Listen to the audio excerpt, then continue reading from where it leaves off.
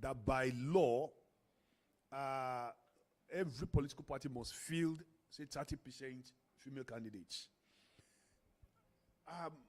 And we are not ready as a people to. How is that going to happen? How is it going to work? If we're not ready to be equal, if we're not ready for 30%, and then we go ahead and make a law like that, assuming the law will even pass, so what do you foresee? Let me start with okay. I think I will subscribe to a kind of persuasion, a kind of acceptance, rather than legislating. No, let me say, there could be some weaknesses in the way people conduct election in most cases, but there has been deliberate efforts in most society to have inclusiveness. And I still want to go back to the issue of, even within the community, Prof, you have communities agreeing that this particular position, House of Rep, is rotated between the communities. And when you do first time, the next one goes to the second community. And it has been faithfully adhered to. In fact, when you go against it, the other people will go and vote in another political party. We can have such an understanding. It may not be a perfect election, and I don't want to comment on the status of the election, but let me give you an example of the Kogi State local government election sometimes ago. A deliberate effort was made that the ruling party were going to field female candidates for the position of vice chairman. It was a deliberate by that political party. Now, all the people elected with that position, all the vice president, they were all female. And that is beginning from somewhere. Beginning from somewhere. We can also make it a deliberate effort that, you see, the society need to recognize the fact that women have potential, they have leadership skill, they have all this. But because men have an early start, we have been at the edge. And if we continue, except we made deliberate, and that is why the affirmative action has to be deliberately enforced. As long as we say, oh, give them, the men who has been dominating, because of the benefit that is also ascribed to political position, you know, the perception that political position also is not like, you know, it's like empowerment for so many people. A lot of people are not ready to yield, the men, you know. So, one, we either make this political position less attractive so that everybody can compete. Make it less attractive. Everybody can compete, and then we make deliberate effort. Because as long as we see political parties as means to empowerment, enrichment, a lot of people will continue to compete for it. But when we make political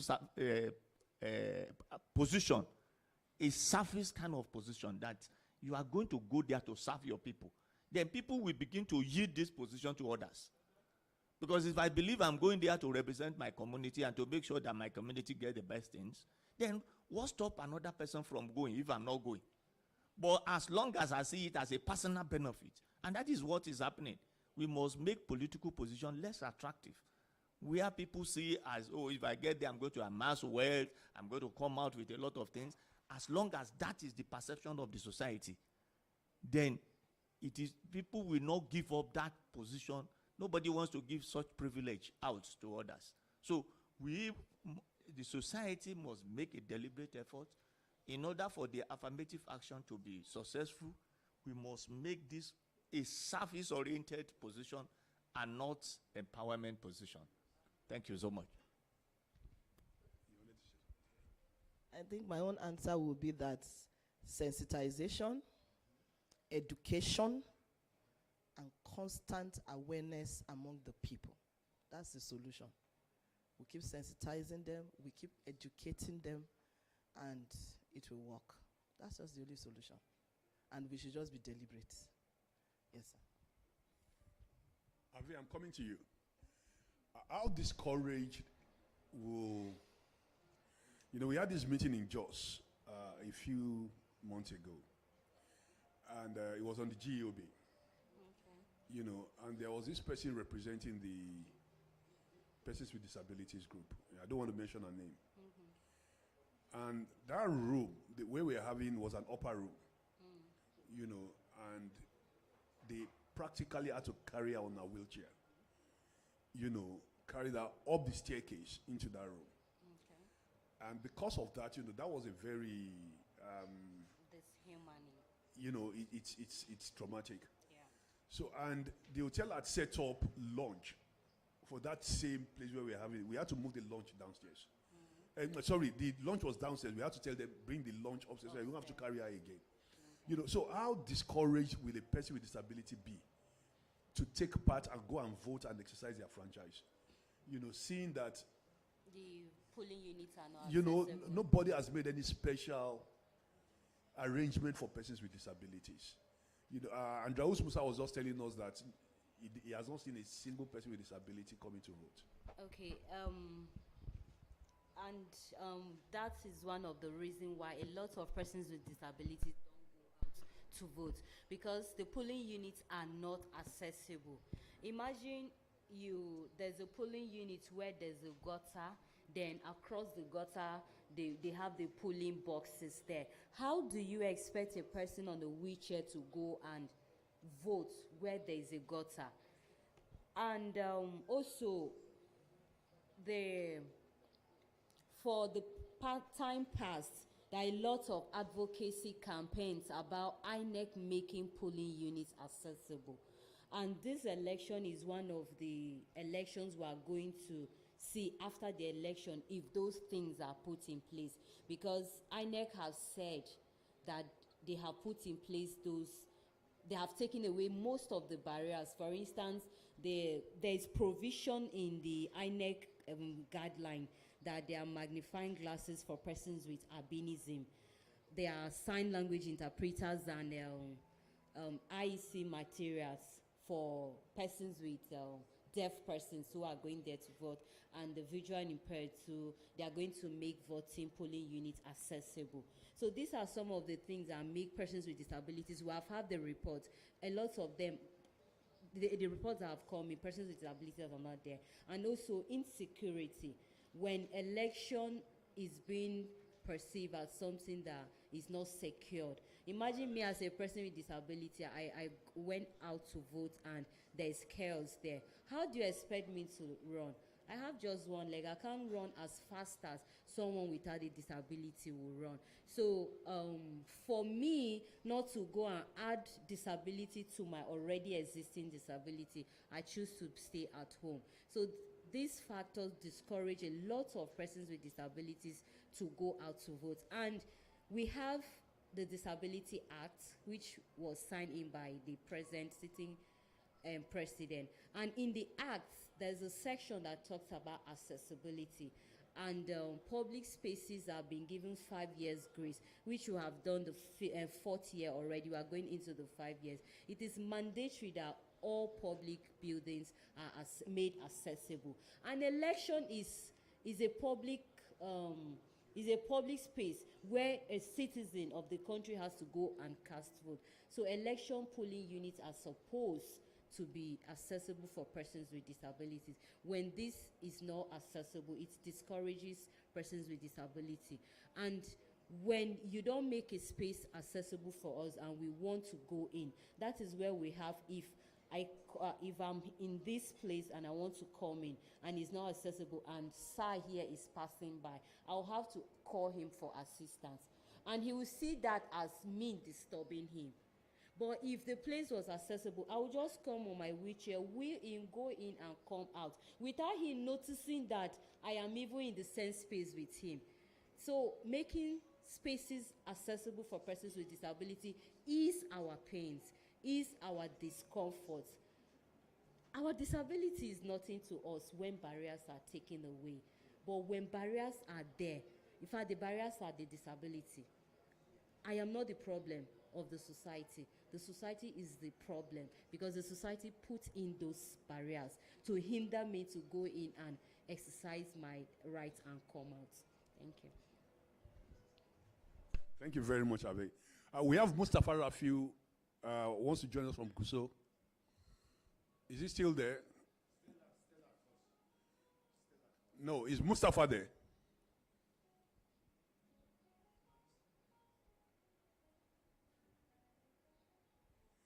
Mustafa Rafiu from Guso. If he's there, let's take him.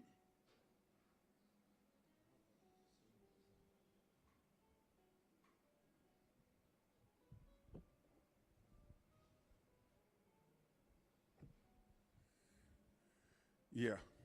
Prof, you want to say anything on these persons with disabilities?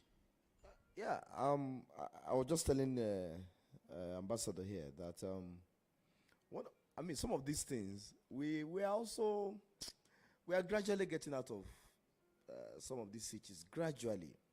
You know, if you look at the population that constitutes our society, the government still needs to do so much on our level of literacy.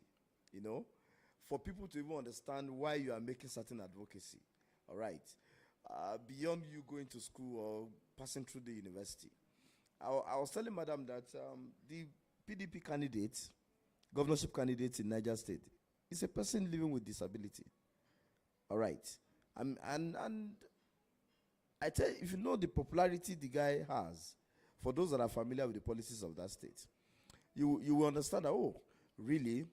So you mean that people now understand that beyond your disability is not a barrier to your capacity and all whatnot. Okay, so I agree with you that really the society needs to do more. If you travel to developed countries or developed societies, you discover that all the advantages that are given to you as a person is also given to the PWDs. All right, there is no barrier. So they have prepared their society for everybody. So equal opportunities have been given to everybody. So our emphasis has been on leadership. But beyond leadership thing, there is so much we still need to do to make persons with disabilities to understand that, look, they are not less privileged people. Yes. So those opportunities, like you are rightly conversing, must also be given. So, and the only way we can insist on this thing is to continue to talk about it. Like Madam said, yeah, we are people of rules. We like working with rules. But you know, when you don't enforce it, when it is not enforced, unfortunately, most times, enforcement of our rules is dependent on who is holding the knife at the time. Okay, so political will is very germane, okay, in implementing some of the rules we have set for ourselves. Okay, so we'll continue to talk. We'll continue to appeal to persons in power to understand that there is so much ability in disability. Thank you. Okay, yeah. We're going to take Dr. Lauren Waju, and then we are going to go on break by 10:30, and then we will come back. Yeah, thank you very much. I think there is, like my brother have said, there is power. Okay.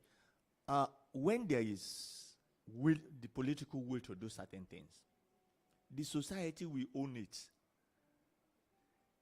We can see the difference in the level of participation of youth, even in the present political activities, compared to 2015 and 2019.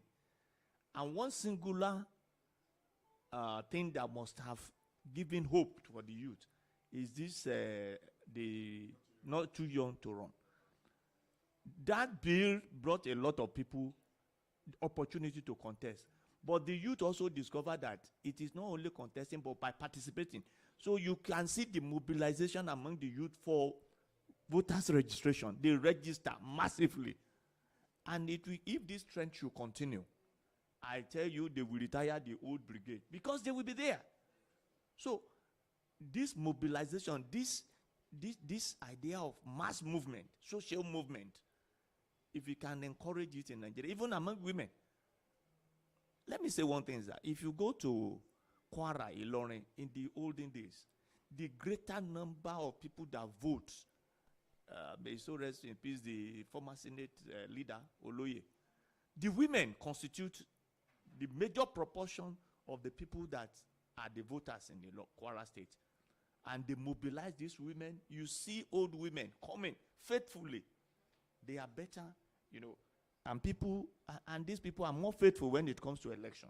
So if we can have mass mobilization of people, right from now, you will discover that in 2000, in the next dispensation, there will be more participation, because you cannot register mass number of people without people demanding for the rights. The youth today are playing the leading role in this present political dispensation, because there is mass registration of youth, they register for the which was not before. Before they were like a destica. Everybody that is 18 now want to register. They want to collect, but because of awareness. So that process, that evolution must continue. Women must also be encouraged not only to register, but as you are registering, you demand for your rights. And it is that time the men, we also discover that definitely there must be an integrated approach to this, because these people cannot continue to vote for you and you load it on them. You must use certain position. So women must exercise their rights, and at the same time make sure that they also persuade the men to yield some position, because they are critical stakeholders. If not, they can rebel and don't vote for them. Thank you very much. I understand Mustafa Rafiu is ready to join us from Gusau now. Mustafa, how are you?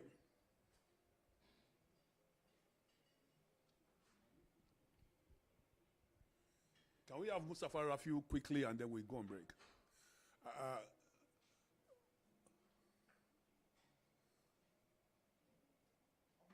Okay, can you unmute yourself, Mustafa?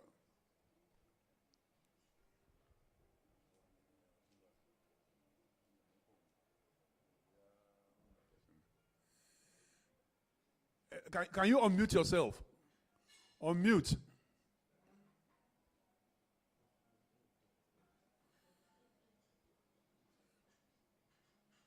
Can you unmute your mic? Your mic is on mute. Okay. So how are you?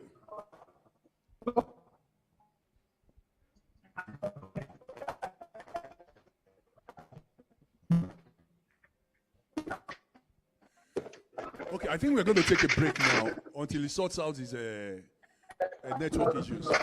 And then when we come back, we'll take him. So we're going to break shortly, and then we'll join him. Please stay with us.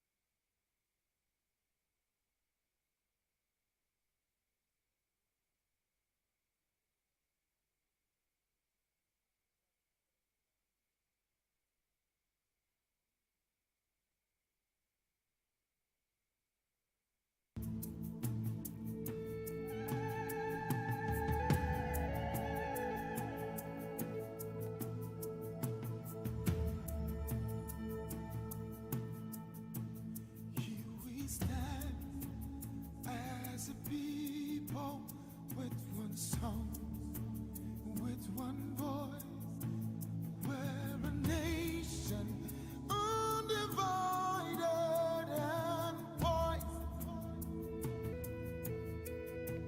We will take a stand and build our land in faith to defend what is ours. Here we are as a people with one heart for one cause. We're determined to rebuild and restore. Where freedom rises and truth prevails, our land where there's hope for us all. Our land where there's hope for us all.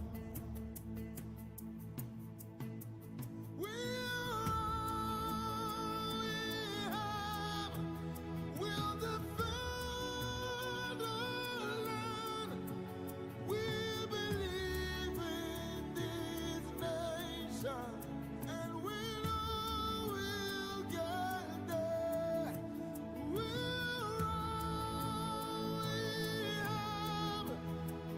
defend.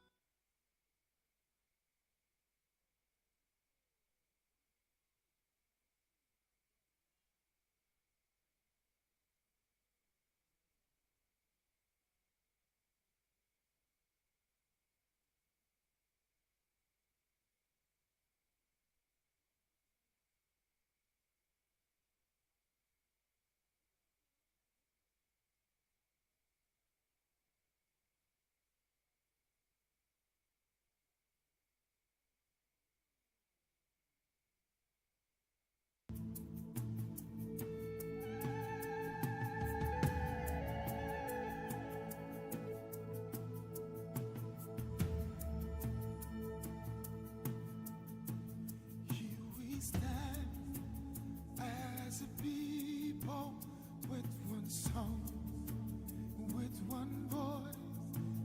We're a nation undivided and poised. We will take a stand and build our land in faith to defend what is ours. Here we are as a people with one heart for one cause. We're determined to rebuild and restore. Where freedom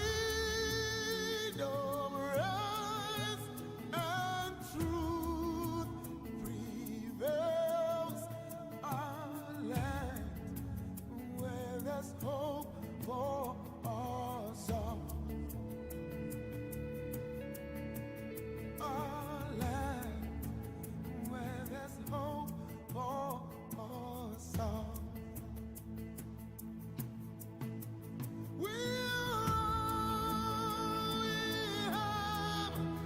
We'll defend our land.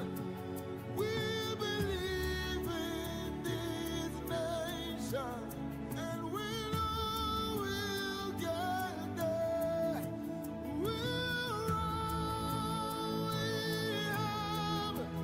We'll defend our land. We believe in Nigeria and the promise she holds, and that one day we'll shine like the sun. We're a great nation.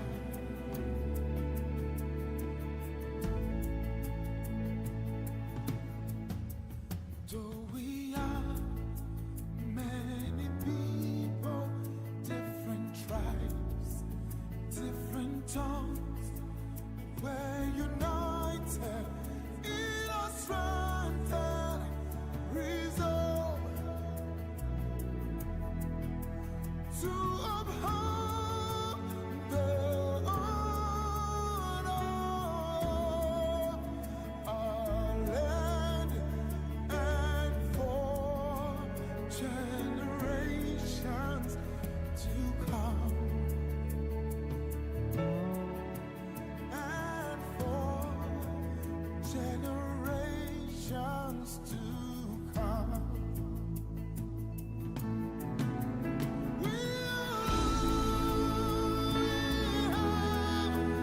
We'll defend the land.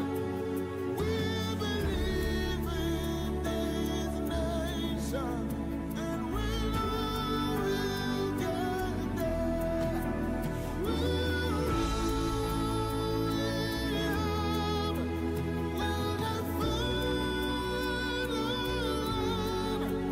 We believe in Nigeria and the promise she holds, and that one day we'll shine like the sun.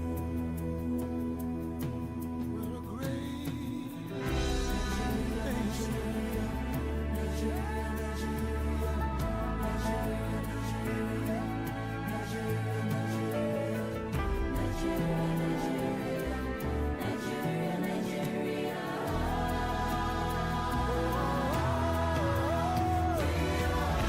Say we only have.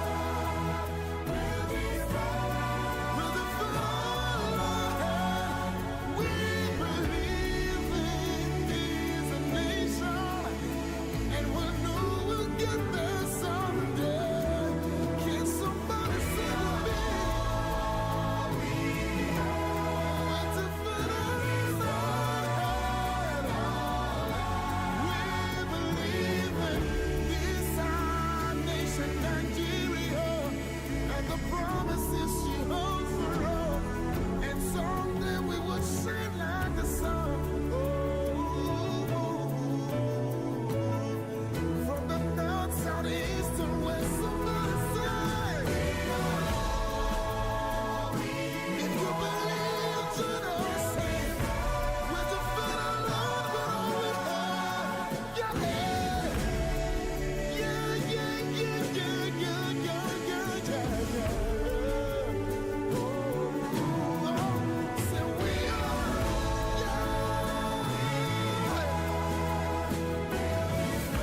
we'll defend our land.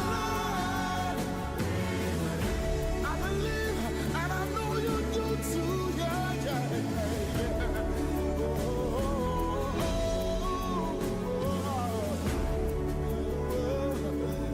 Every Nigeria stand up, Nigeria stand up. Join me, say yeah. What a great nation. Oh, oh, oh, yeah. Ooh.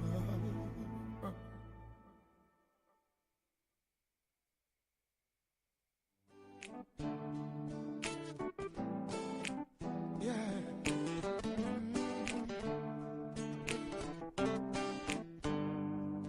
If I told you how I came this far and all the things that I've been through, need I tell you that I've been to hell? I've seen it all and done it all. Growing up as a child.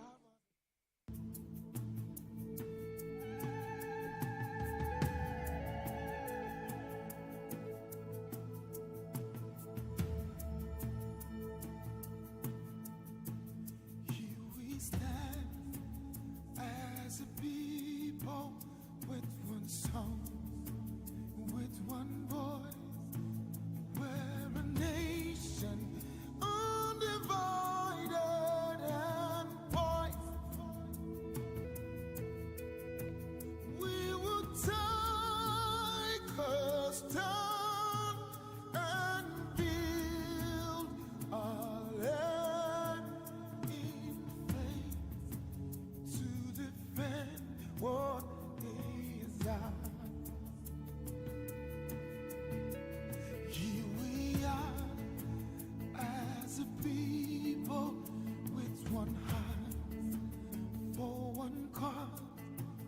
we're determined to rebuild and restore. Where freedom, rights, and truth prevails, our land where there's hope for us all. Our land where there's hope for us all.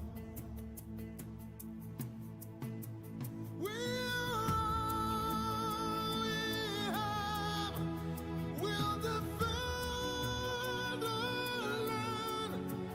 We believe in this nation, and we know we'll get there.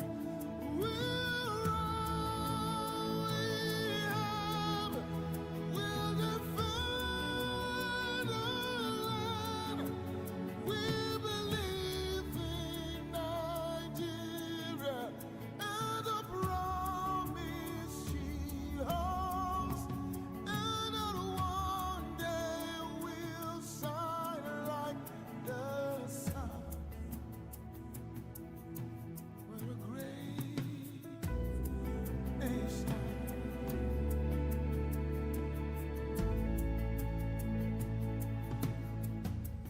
Though we are many people, different tribes, different tongues, we're united in our strength and resolve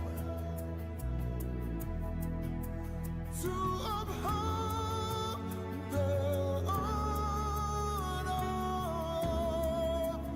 of our land and for generations to come,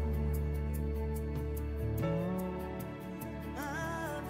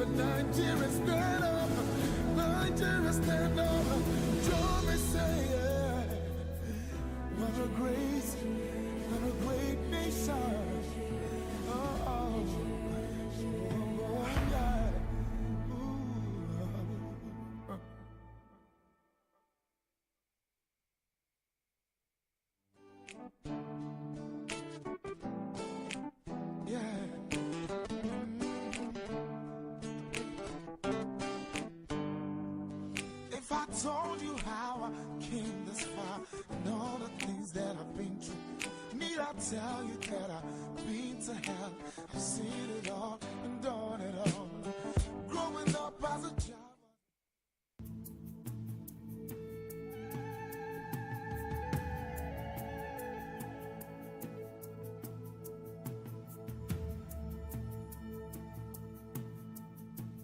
Here we stand as a people with one song, with one voice. We're a nation undivided and poised. We will take a stand and build a land in faith to defend what is ours. Here we are as a people with one heart for one cause. We're determined to rebuild and restore. Where freedom, rights, and truth prevails. Our land where there's hope for us all. Our land where there's hope for us all.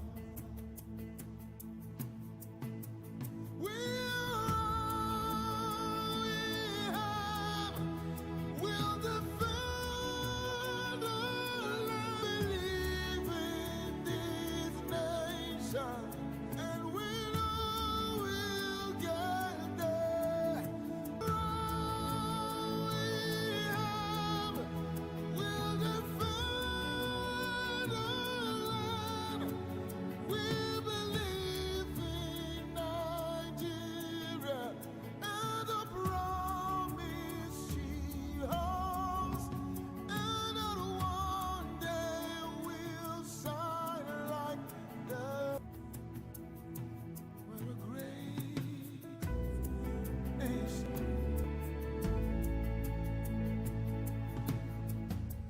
Though we are many people, different tribes, different tongues, we're united in our strength and resolve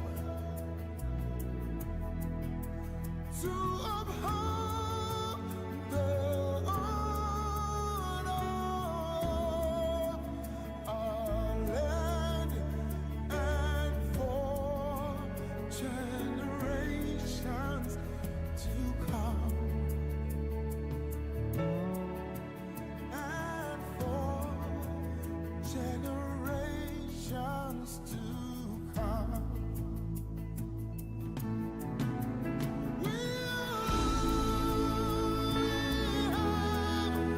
We'll defend our land. We believe in this nation, and we know we'll get there. We'll defend our land.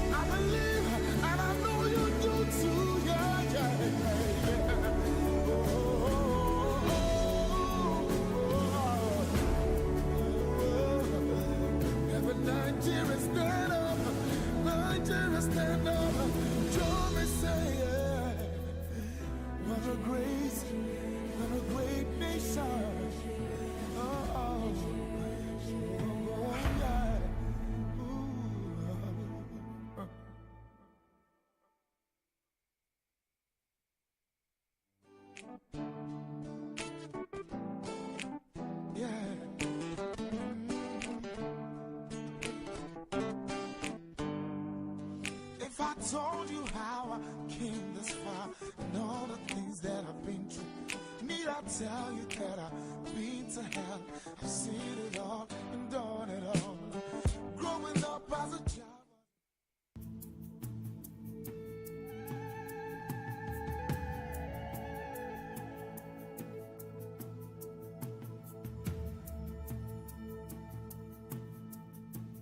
Here we stand as a people with one song, with one voice.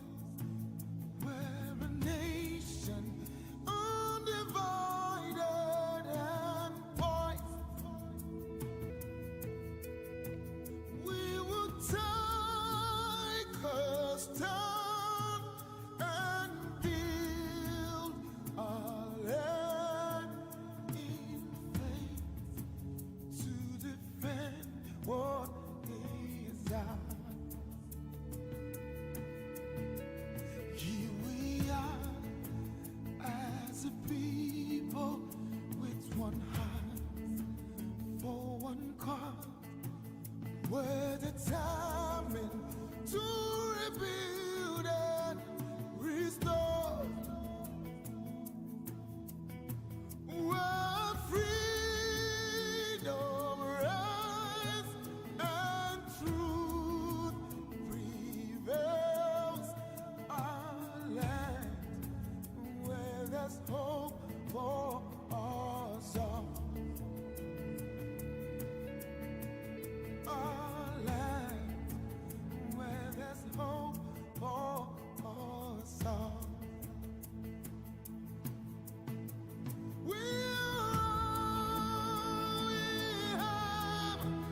We'll defend our land. We believe in this nation, and we know we'll get there. We'll defend our land. We believe in Nigeria and the promise she holds, and that one day we'll shine like the sun. We're a great nation.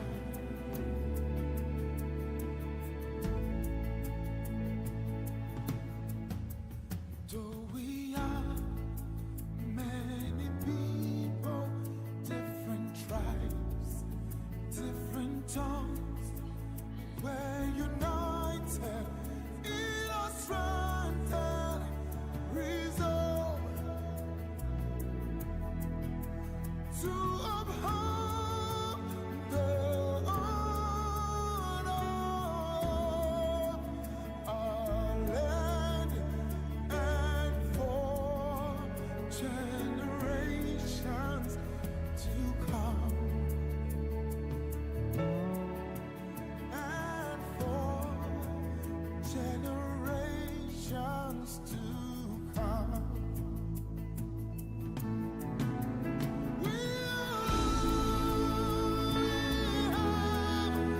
We'll defend our land. We believe in this nation, and we know we'll get there. We'll defend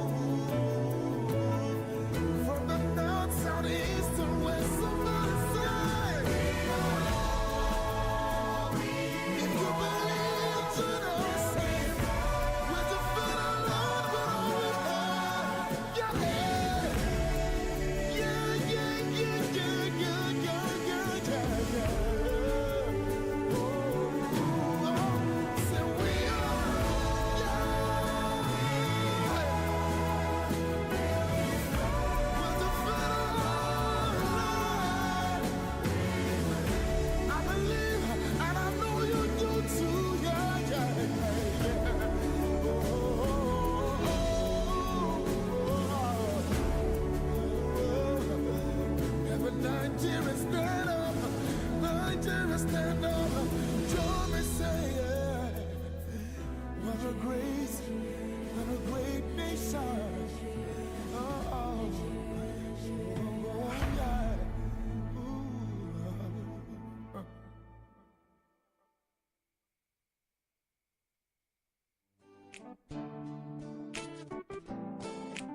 Yeah.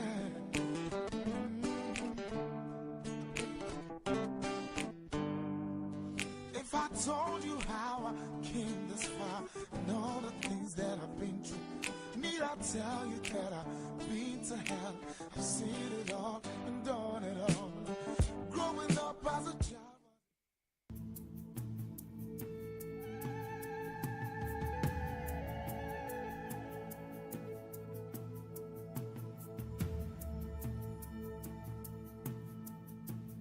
Here we stand as a people with one song, with one voice.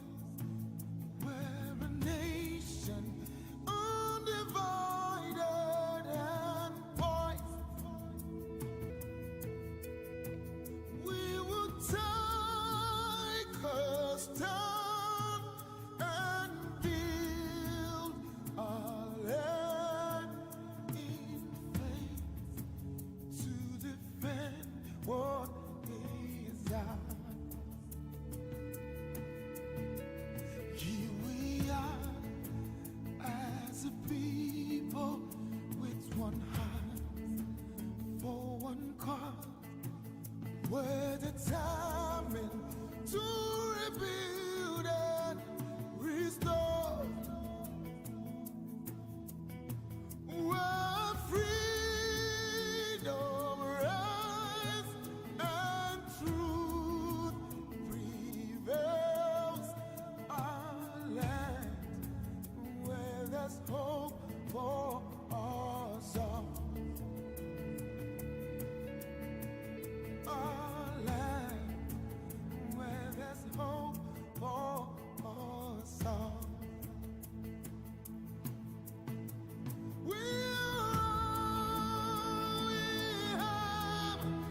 We'll defend our land. We believe in this nation, and we know we'll get there.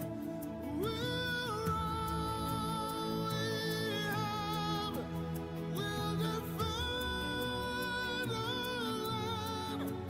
We believe in Nigeria and the promise she holds, and that one day we'll shine like the sun. We're a great nation.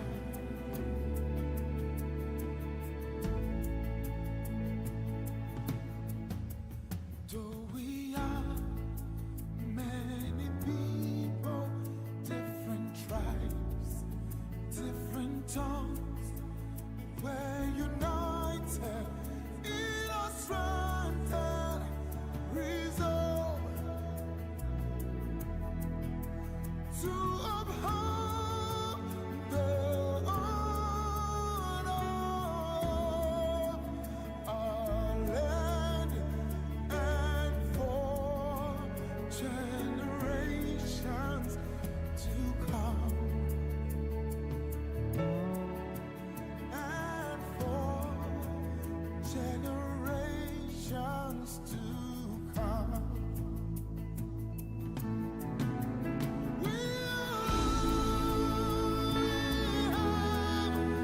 We'll defend our land. We believe in this nation, and we know we'll get there. We'll defend our land.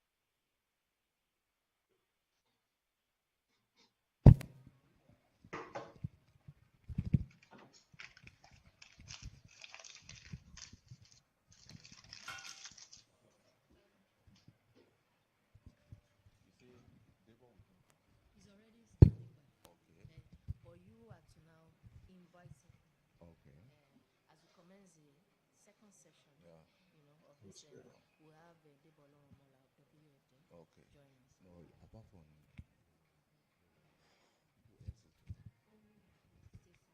It comes to you now to now start the session.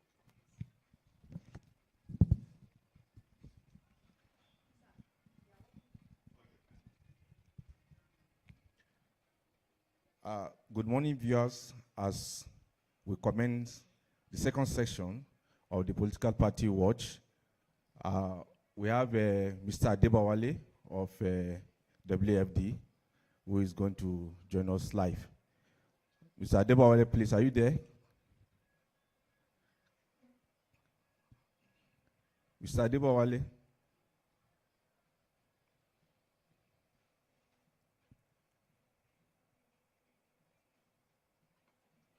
Okay, good morning, eminent analyst and moderator. I am here. Okay, let me quickly say thank you to our eminent analyst in the studio and our moderators for doing a wonderful job with the issues that we are addressing at the moment. I just quickly took a step aside to be able to contribute to the inclusion issue that we are discussing. And I think what we are discussing is actually very timely, given the fact that the data that we are having now with regards to representation of the otherwise underrepresented groups is alarming. And I'll give you instances. In 2015, in terms of candidates who contested the 2015 general elections, we have for the Senate 17% women, 15% women for the House of Rep. And also in 2019, for the Senate, we have 12.3% and House of Rep, 11.6%. Now, this has declined to a staggering level. In 2003, we have 9% of women contesting for the Senate and 9% for the House of Representatives. That speaks to the state of representation of women, who are supposed to constitute about half of the population of women, of the population of Nigeria on one hand, and also who are supposed to constitute half of registered voters in the country. So we begin to ask ourselves the question, why do we have this situation? And I think one key question we need to ask, which some of the analysts have alluded to, in the course of the session of the center, is the perception about the purpose for which political power is gotten. The perception is there, whether we accept it or not, that political power in Nigeria is for the purpose of attaining power. For what purpose? Is it for service or for accumulation of wealth? I think it is more of the latter than the former, and that is why we see politicians do everything within their means to get to power. Now, I think one thing that we need to do is to redefine the reason why people go into politics. Let us emphasize the need for service more than any other thing. And as a result of the fact that people go into politics and believe that politics is one of the most lucrative sector where you can make, you can get rich and quickly so, is the cost of politics. To emerge as a candidate on the platform of political party, we saw all what happened during the primaries of the political parties.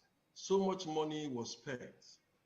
Sometimes even foreign currencies, was spent. WFD conducted the cost of politics research some time ago.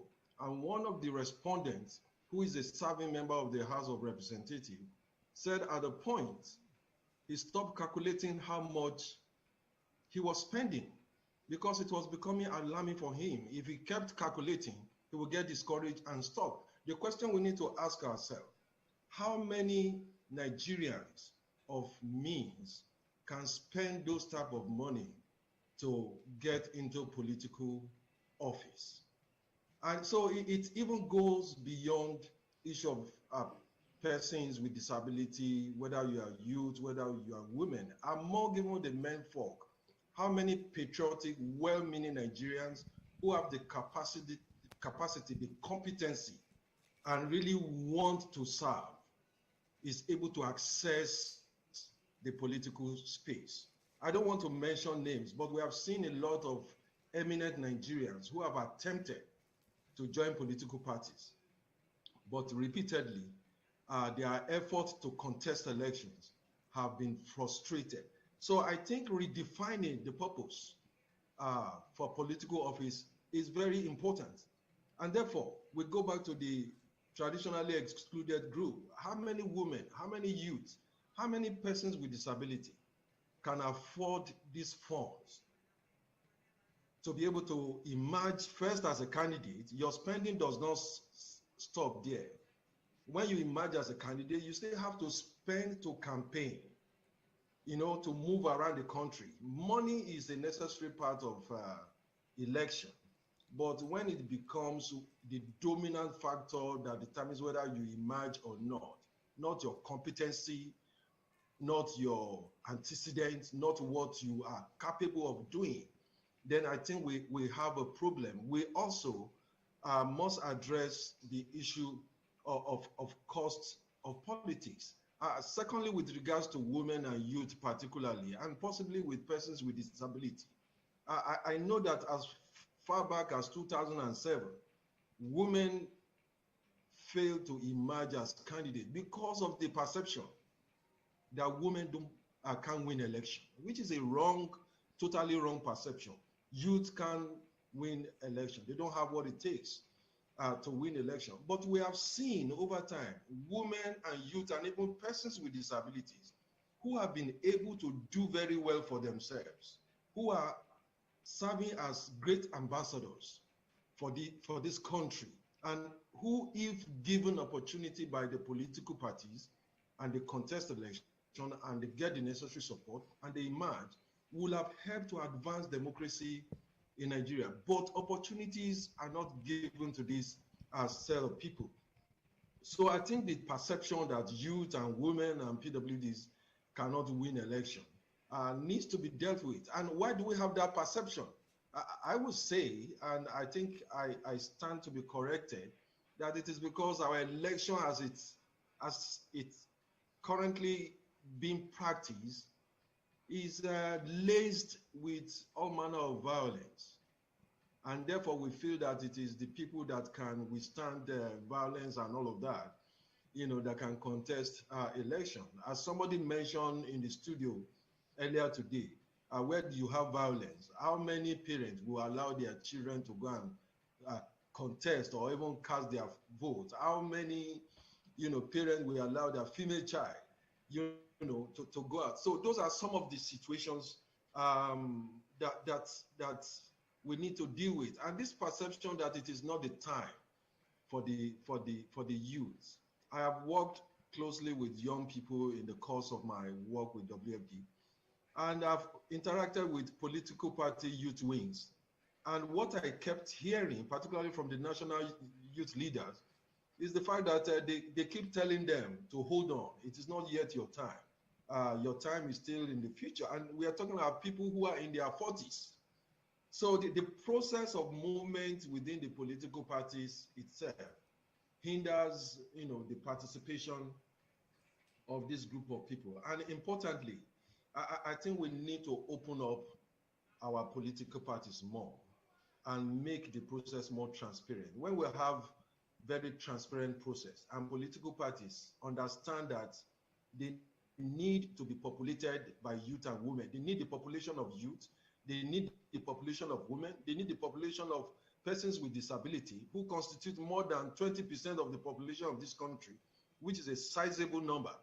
Then they will go out for them to and make themselves attractive, for this group to want to come into their parties. And of course, lastly, before I allow the moderator to please go ahead, is the fact that our political parties still need to be supported and strengthened to be functional in between elections. After the 2023 elections, what will the political parties do? Will they close shop, particularly opposition parties? These are the periods when they are supposed to be reaching out to youth, reaching out to women, reaching out to persons with disability, trying to win them to become members of their political parties. But do we have our parties doing all of this? So I think we still have a lot of work to do. First, to make our parties attractive for women, for youth, and persons with disabilities. And secondly, on the other side, for our youth, women, and persons with disability to understand that they will continue to remain as an item on the agenda, except they take steps to populate these parties and be seen as participating in them. Thank you so much. Thank you, Mr. Adebowale, for setting the mood for discussion in this segment. What you have said borders on the monetization of politics and its implication for traditionally disadvantaged groups, the youth, the women, and the PWDs. I think you have properly set the stage for the discussion. But before we continue, I would like to introduce the panelists in this segment. I'd like to start from my far right. Ms. Ave Aki from the disability community. The next is Dr. Sam Oguche from National Institute for Legislative and Democratic Studies. And to my immediate left is Dr. Nasir Naim. Dr. Nasir Naim is the ACA academic to the DG, National Institute for Legislative and Democratic Studies. And to my far left is Dr. Ambassador Ajibike Saratu. You're all welcome. You heard Mr. Adebowale's opening remarks, and he has actually set the tune for discussion. And what he said revolved around the issue of monetization of politics and how it impacts the PWDs, women and youth. and how, what we can do to open up the stage and the space for these disadvantaged groups. Now, I'd like to start with Ms. Ave Aki from the disability group. Now, we have over 30 million PWDs in this country.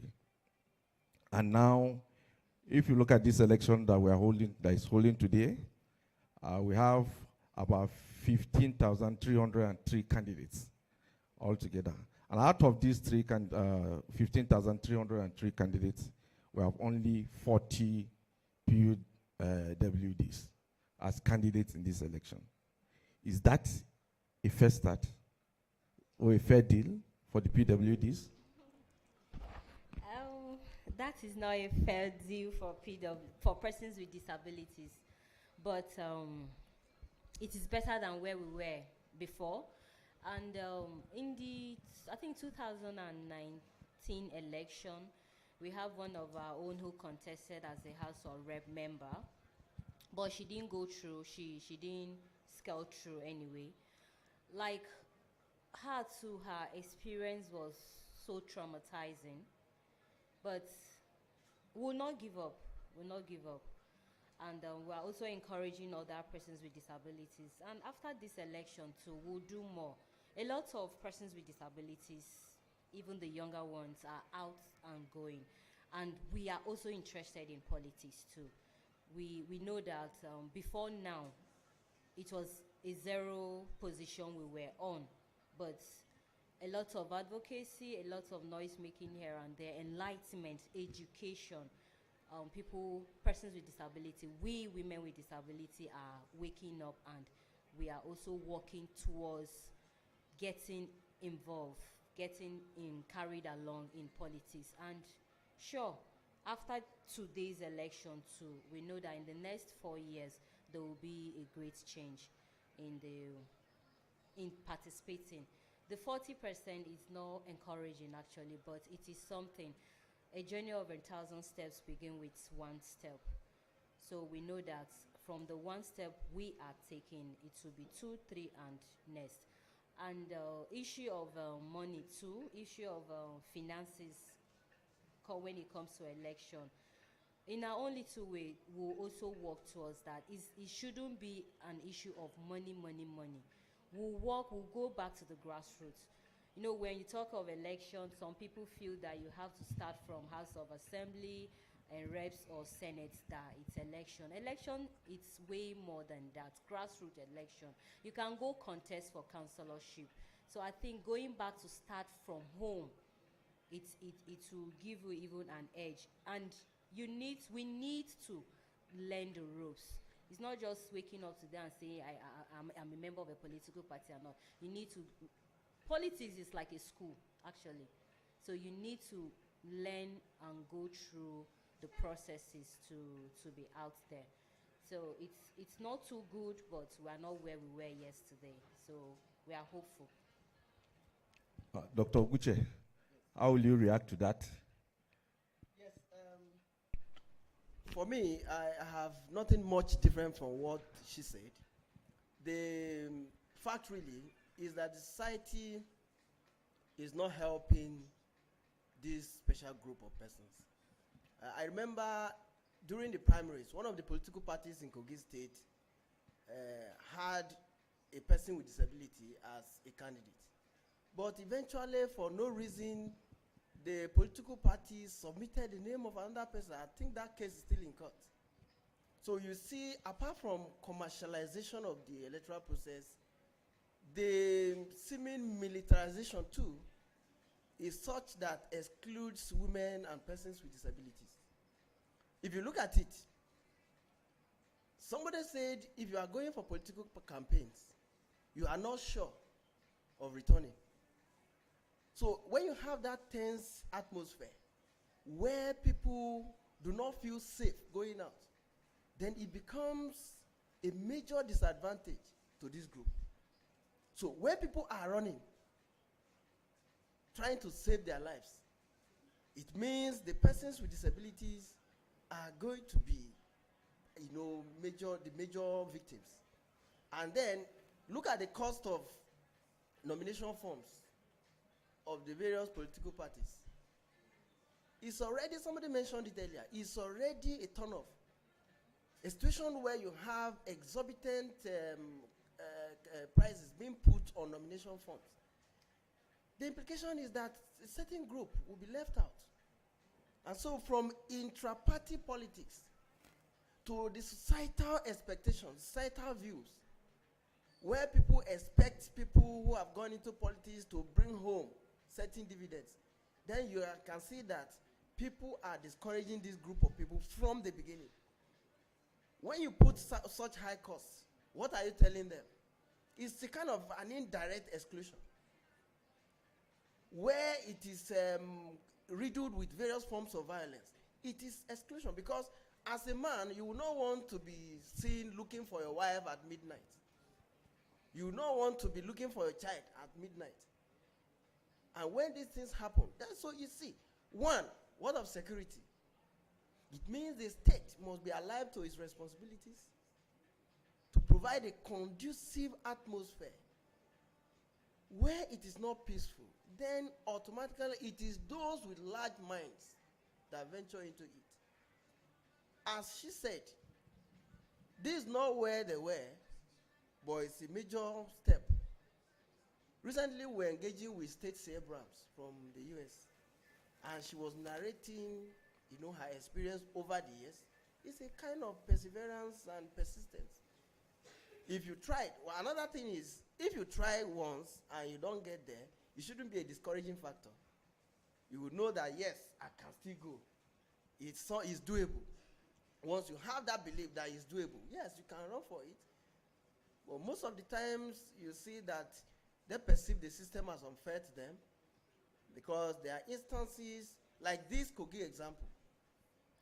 How do you explain a situation where somebody got a ticket through a validly conducted primary, and eventually another person's name goes out from the political party without any reason? So it becomes a major setback. So when you now see the court saying this is a political question, what of the injustices inherent in those things? If it's a political question and you are not going into it, it means political parties will have that power to be able to play the game as they want without regulation. So this calls for attention of both parties and government, even individuals. A kind of moral reorientation to tell people that, look, the country belongs to all of us. Nobody is above any other person. So if we are individuals, citizens of equal rights, then there should be that level playing ground to make persons with disabilities comfortable to be able to run for office. I think that's my view. Thank you very much, Dr. Guche. Now I'll move to Dr. Nasri Naim. But my question to you is, there are several political parties that have affirmative action for PWDs, and even women, where nomination forms are given out to women or PWDs free of charge. Don't you think that is enough encouragement? Yeah, thank you, Dr. Chris. Well, in most of the political parties, what you said is right. But if you look at the major platforms, or what you call the political parties, that people find it very easy to win elections. For example, APC, and I will take APC as an example in this sense.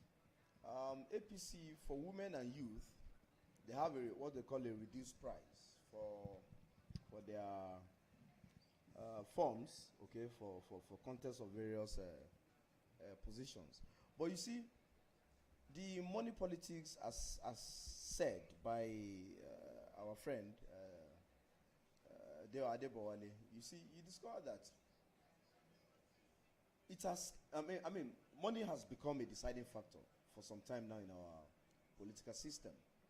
And what it has done, okay, to us is to further keep the elites in power. and exclude the non-elites.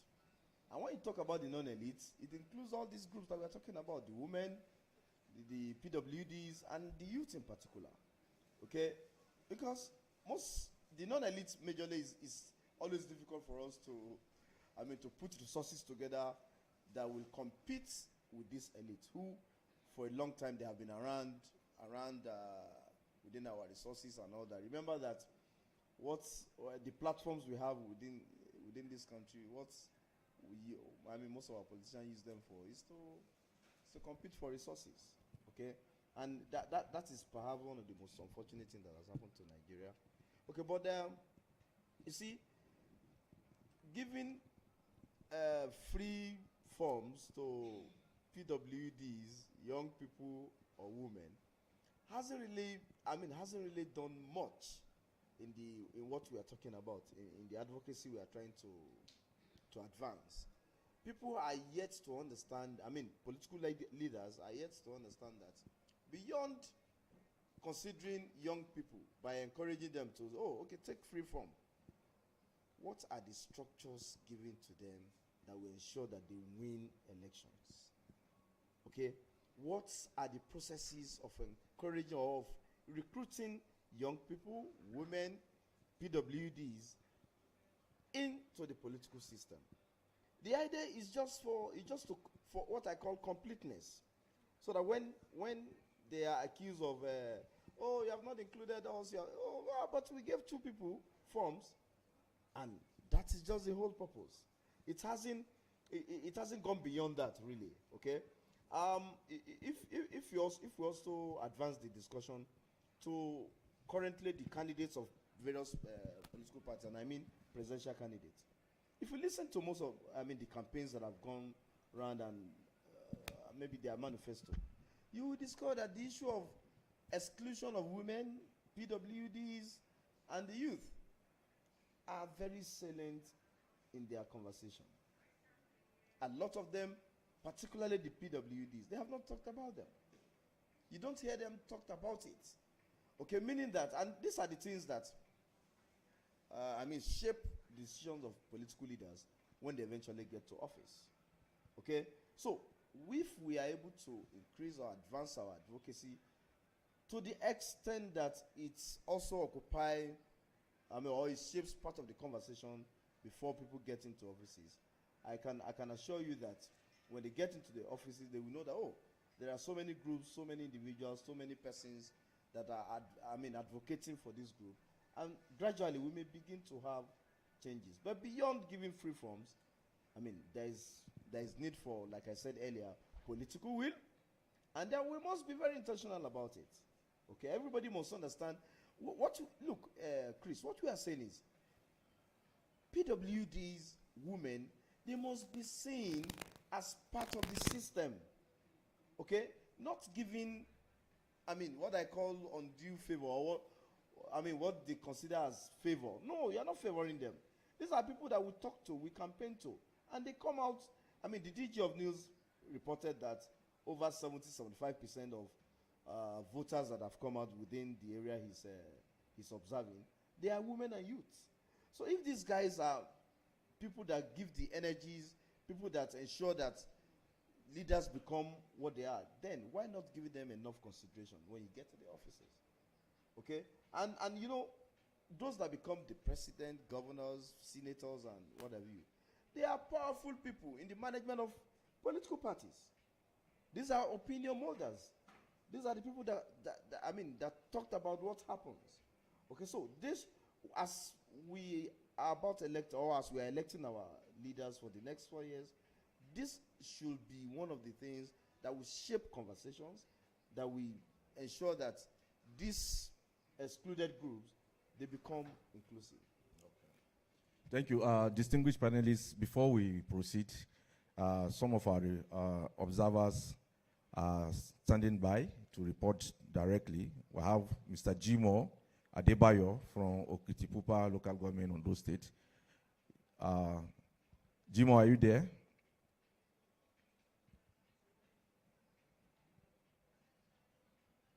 Okay. Okay, Jimo is already here. Jimo, can you hear me? What is the situation? Hello, Jimo? Jimo, can you hear me? Okay. Please, what is the update from your end? Yes, I'm live at Okitipalo government in Ondo State, and I'm in Igbo Tako precisely Ward 2. What we have here is a large turnout of voters, most especially women and the youth. As we speak with you, we are just about 1 minute to 12, and I can tell you authoritatively that about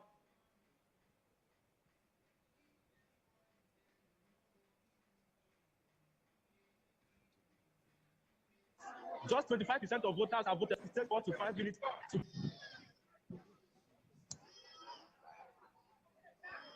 Hello? Go ahead, Jimo. We can hear you loud and clear.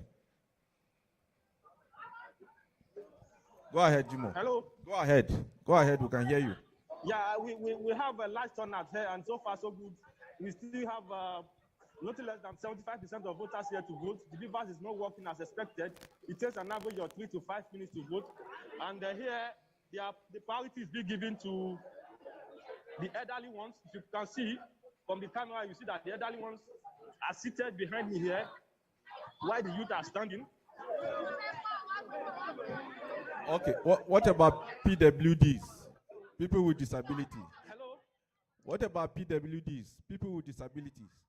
Are they voting too? Did you see any PWD? Yes, I can see one, but here there is no preference for that. But they are also on the queue. They are also on the special queue. Okay. Okay, thank you very much. Thank you. Yes, I can hear you. Thank you. I'm just taking you on the queue so that you can see what I'm talking about. This queue we are now is for the youth, and it's rowdy. We only have one policeman here, and we have over 600 voters in this unit. These people sitting are the elderly ones. Okay, can we look at the PWDs? Where are they queuing?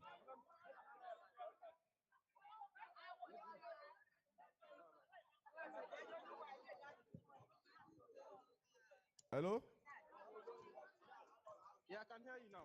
The PWDs, can we see them on the queue? Yeah, I've seen them voted.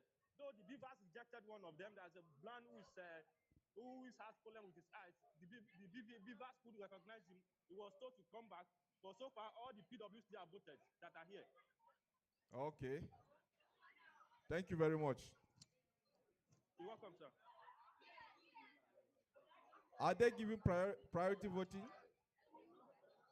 Hello? Are they giving priority voting?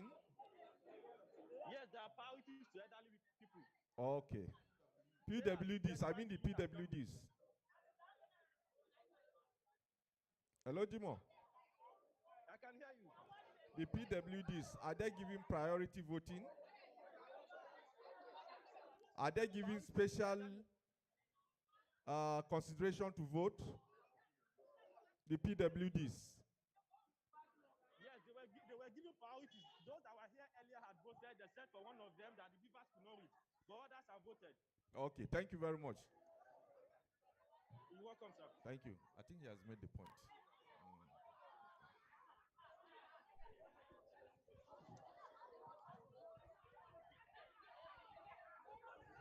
Thank you. Welcome back, distinguished panelists. Jimo, you can please unmute Jimo. Okay, mute. Sorry. All right. Distinguished. Yeah, I think I want to add to what we were talking earlier. Please go ahead. I think another reason, because we are seeing the problems now, so we need to get ready for the next general election so that we have results.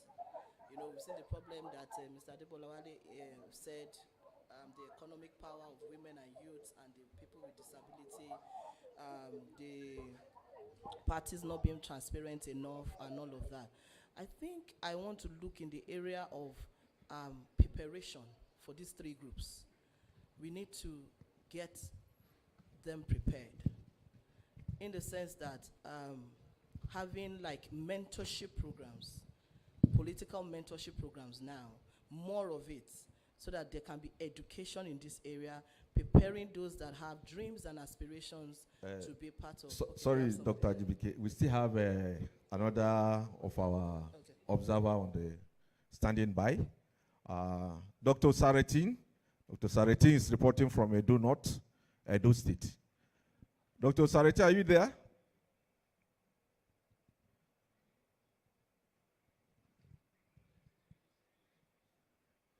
Dr. Okongwa. Dr. Saretin, can you hear me?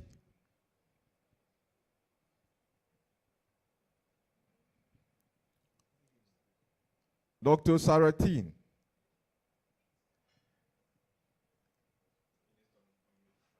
Can you hear me?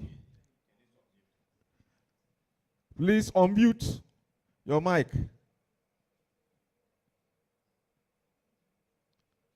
Hello?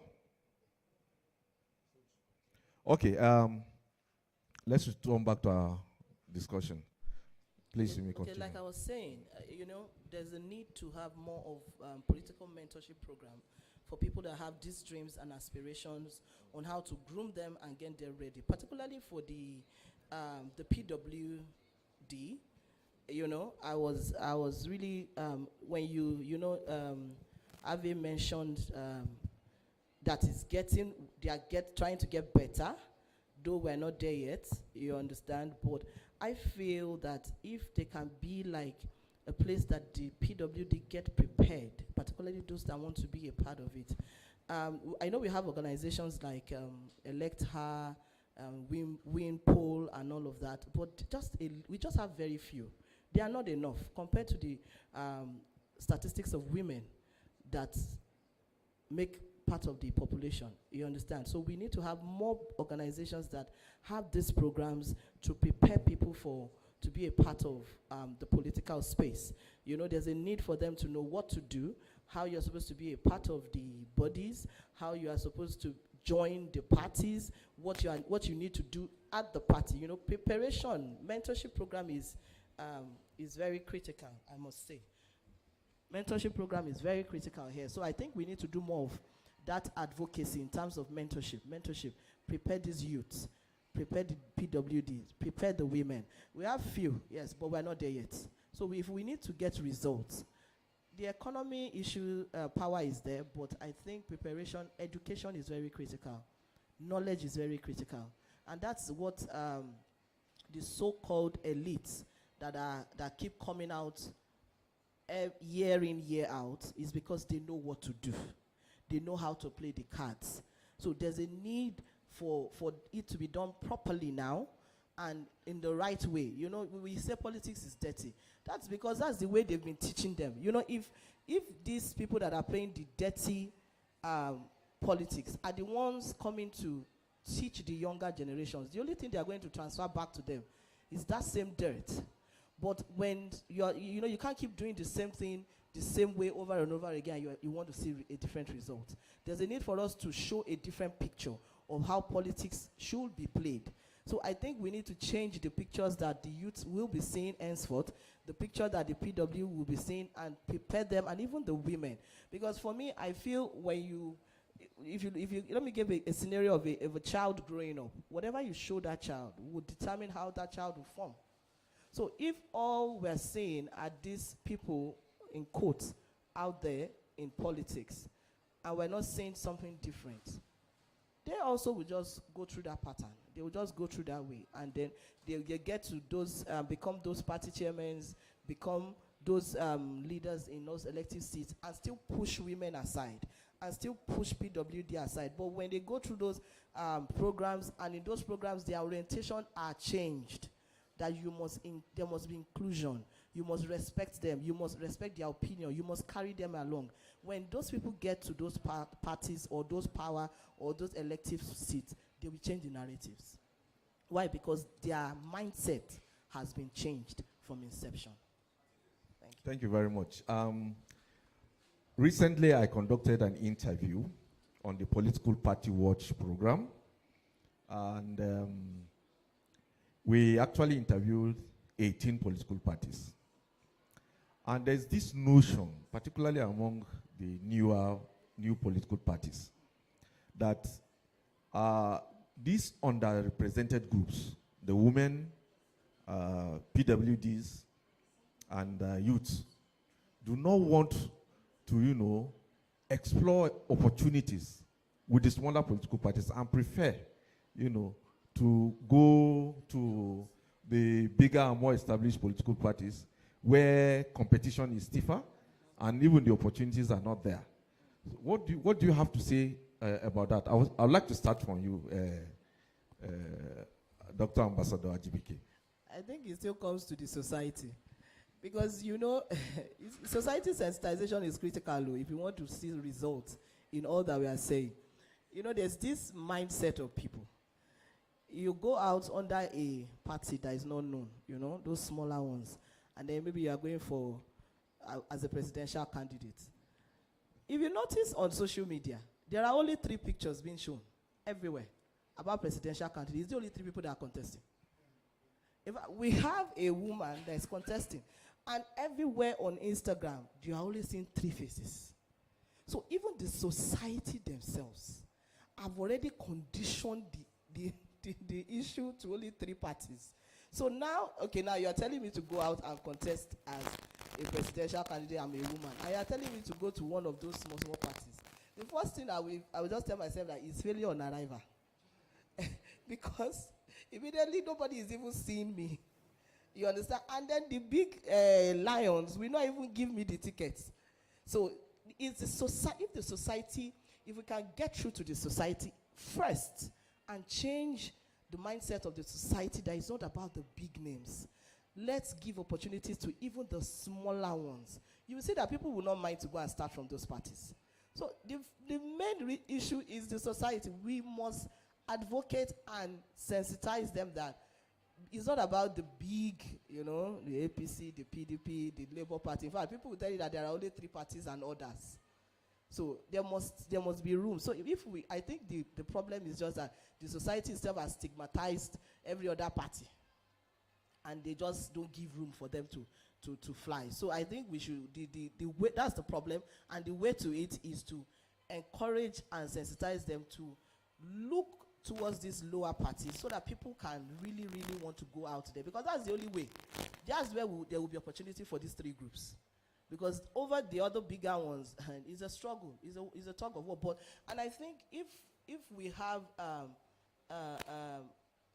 success stories from one small party that will emerge with a governorship candidate, with Senate, with all the elective seats, it will encourage people by the next election.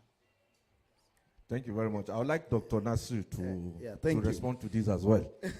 Yeah, you know what we understand, what our society understands as political parties, they all revolves around resources gathering. Imagine that we have young people's party, YPP, and yet it is not even patronized by the young people. Okay? Because the resources there is very limited. Okay, so, and I mean, in that same sense, compare that with when APC came to existence in 2013 or thereabouts. I mean, it didn't take them 2-3 months before it became everybody's party. Because the money bags, the influencers, they all came together to form or to agree to form that political party. Naturally, it became everybody became interested in it. Okay, and that's what we are saying. You see, in this part of the world, it's sad really for you to see our so-called educated people also queuing in that line. And that's why I continue to talk about, remember that politics generally is about perception. Okay, I talk about perception and our culture. Okay, the culture in this sense is the culture of hunger. So, when you talk about all this, you discover that it is also narrowed down to poverty. And someone will tell you that, okay, I recently accused a guy who works for a particular governor in the country, and I said, come on, you are not like this. I know the position you took before now. After all said and done, he told me, but you know that I have to eat, guy. Okay? When Governor Fayemi was leaving office, there was this interview he granted in Abuja here. And he said, 2023 will be great, will be good, if only all the elites, the political elites, agree on what they think they should do for Nigeria. That otherwise, the money bags will continue to have their way. And we have seen it, even in the current election that is ongoing. Okay, Mr. President have tried to bring up policies that he thinks will mitigate against money politics, isn't it? Yeah, a lot of political analysts have said, well, perhaps what he has succeeded in doing is actually to reduce the price for votes. Okay, where people give 5,000, 10,000 before, maybe 1,000 or 2,000 naira will just suffice for it. Okay, it's crazy, but we're talking about the reality in our society. So when we talk about society, it is all of us that make up that society. And we shouldn't expect a different attitude, a different character, whether in leadership or in followership, to come out of what we do within that society. Okay, like I said, we all believe that it is only money that can do the magic. And youth will only follow you, the very younger youths, yeah, let me put it that way. The very younger youth will only follow you when money is involved. We know what political rallies is all about in the country. People only go out there to dish out money. The more money you can give, the more persons will be around you. So, but the point is about those that have been intentionally excluded, okay, by this money politics, okay, which has affected majorly the PWDs, who ordinarily, even if they have their resources, it is always not easy to get people around them. Okay, so why not we are intentional? Why not the society become very intentional about them? Meaning that if a political party, like it was Oguchi or somebody, one of our analysts said, we have about 30 million PWDs. Not just 30 million, there are PWDs voters. Okay, those that are old enough to participate in politics. Okay, if you have such a huge number, the country shouldn't just throw them aside. Okay, it means that these people, a good number of the PWDs are people that have struggled to develop capacity.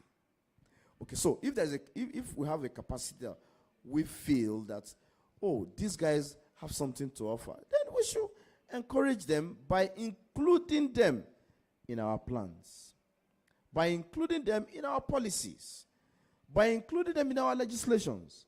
Okay, and when that is done, the second stage is to advocate the implementation of it.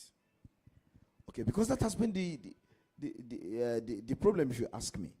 Okay, we talk about these things because we just go elsewhere. You go to WHO and adopt WHO's framework for PWDs. You go to this place, adopt this.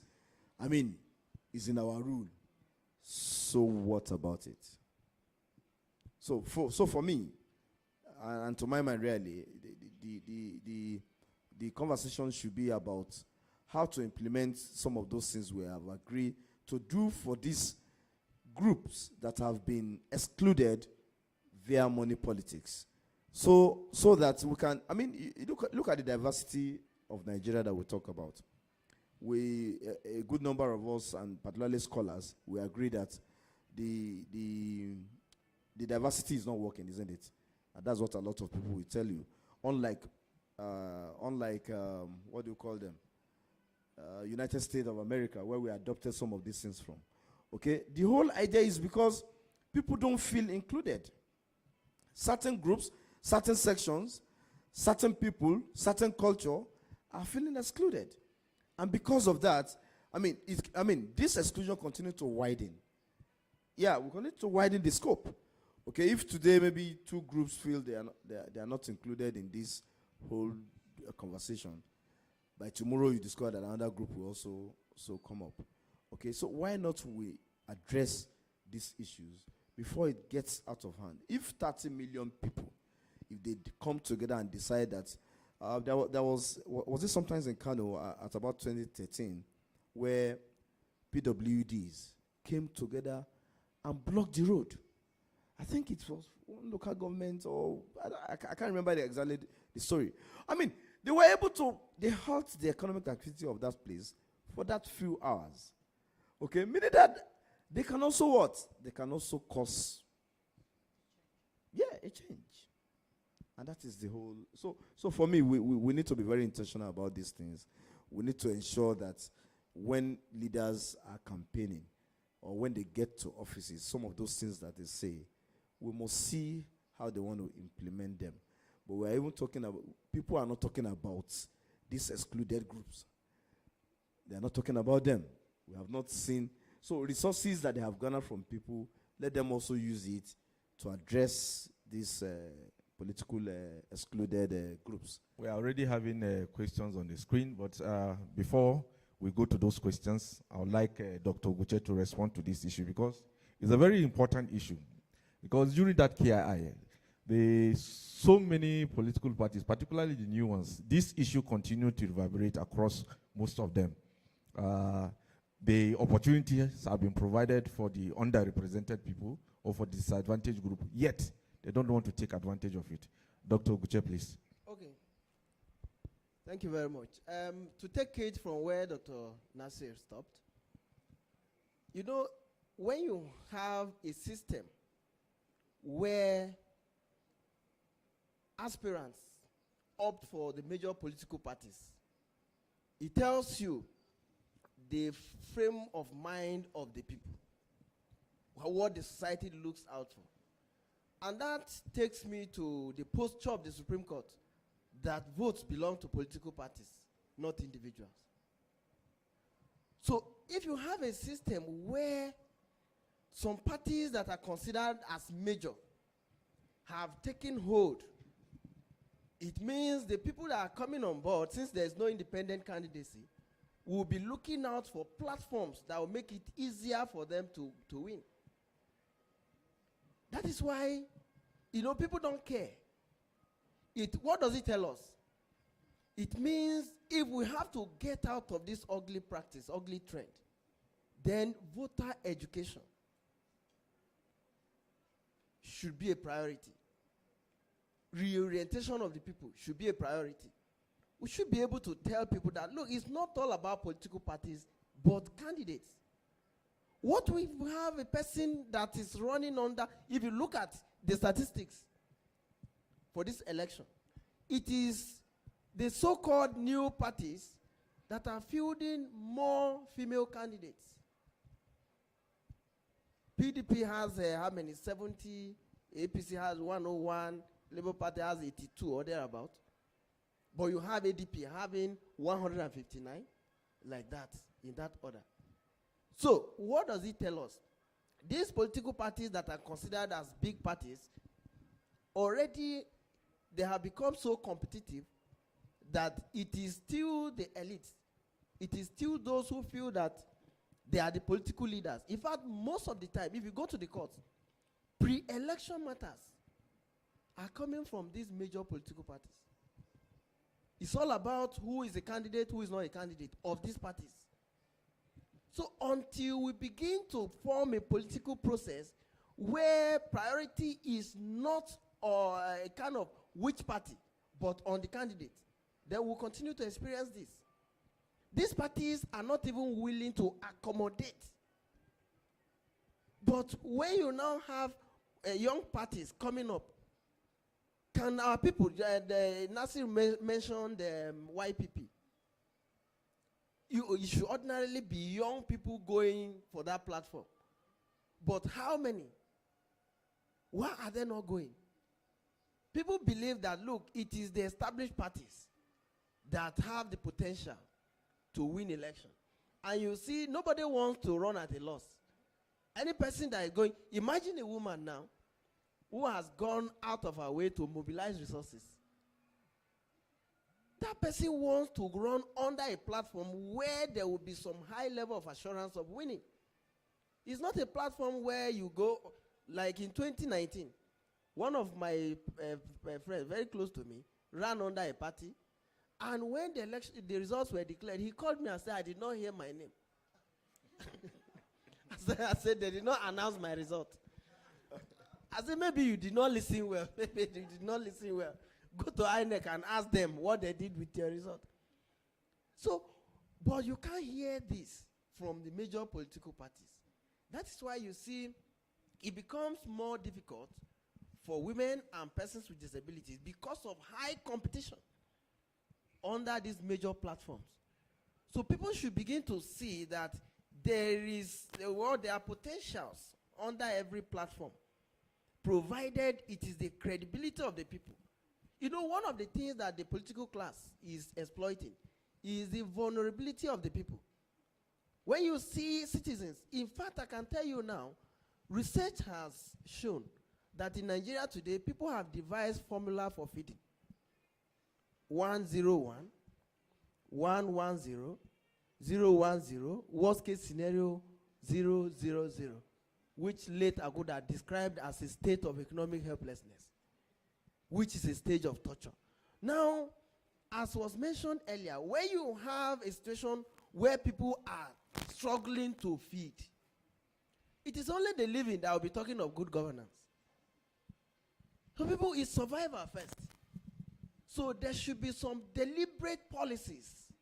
It is all about either legislation or affirmative action, as was said earlier, to make sure that, look, women are brought on board. We have seen women perform creditably well under various platforms. And we cannot afford to leave them out at this age. We are talking of a modern era, not a stone age. Thank God she said earlier that it's no longer the other room or kitchen. But the fact is that, okay, look at people like Ngozi Kojiwala, for example. Look at people like late Dora, and many of them still living with us. They have performed well. Do we say now that we are still going back to the traditional African society where, you know, the concentration was on the male child? No. We have come a long way, and it should reflect in our electoral process too. So people should begin to be enlightened. So it's a multi-stakeholder thing. Political education is not just for INEC, but all stakeholders, to educate the people that, look, these women also have potentials, they can deliver. People with disability, they can deliver if given the opportunity. And even the intra-party politics of political parties should also be regulated in a way that, look, there should be some guidelines that will be relaxed. It's not all about subsidizing the cost of nomination form. Somebody can buy a nomination form at a reduced rate and be unable to follow the political process because of the high level of militarization and other things. So it is something to start from the scratch, you know, educate the people, and then bring out policies that will make the environment and the process conducive for participation for women and PWDs. Thank you. Thank you. Can you quickly respond to that? Issue of votability education is very, very important because I'm talking from experience that from the state I'm coming from, that's really helped. Because when the people, the masses are educated, it's not about the party right now. It should be about the candidates. That happened in my state up to about last week or so. There was a rerun election for one of the political parties. Which state, please? Benue. So, and there have been issues. One candidate going to the courts that the election here wasn't. They did for like 6 times, and the person still won. That's the masses have now understood that it's not about the political party. Let's keep this aside. It's this candidates we want, and it works. So if the masses are educated, and this is where after election comes in, within the 4 years before the new and general election, what are we going to be doing? We should use this time to educate the masses about these issues that concerns the group that are being forgotten, persons with disabilities, the political parties themselves. After election, where do they go to? They themselves who need to be educated. Sir, this is what you people do. How about you sit back, check your scorecard. These people come out to vote for election. Women, you are hearing 75% are women. So how do you include those women in the process up to voting them into political offices? So I think after today's election and the March election, we shouldn't just relax back. There's a lot of work to be done before the coming general election. Thank you very much, panelists. I want to follow up immediately with an important question. You will agree with me that the objective of any political party is to win election and to gain power, okay?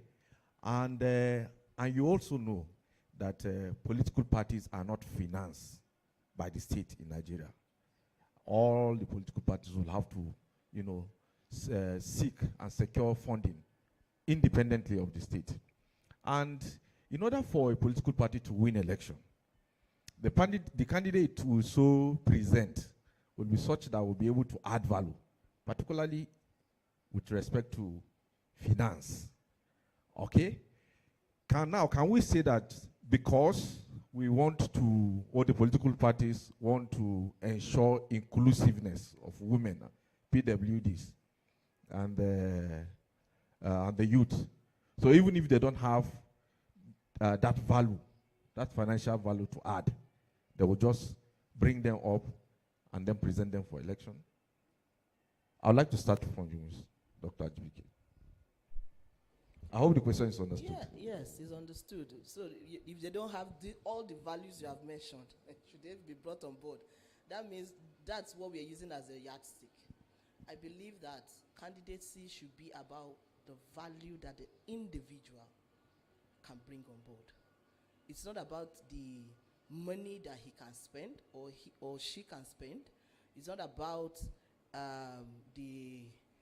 all the reasons you gave now. I think it should be about the value of the person. It's the individual. What can the person bring to the table? Because if you look at it, a lot of these candidates have been selected. They're not being selected based on their value, based on their maybe educational background, maybe based on their expertise, based on their passion for the country, or their selflessness for the country. But rather they are being selected based on all this. How much can you fund the party? How much can you, what's your weight in this particular state? What vote can you command in this state? So because of that, of course, the right people are not being brought on board. And just as you asked, should it be like that? For me, I don't think it should be like that.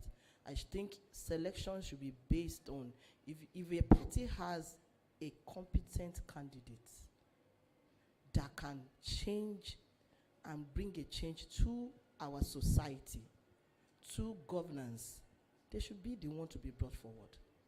And then those that have the money bags should just support them. They should just support them.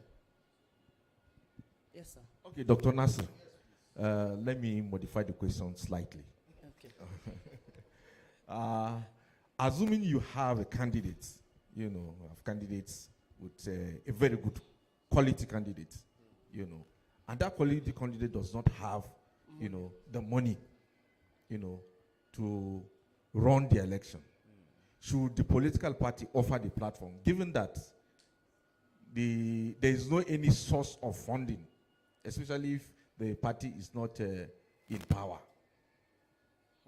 You see, scholars have written about the kind of political parties we run in the country.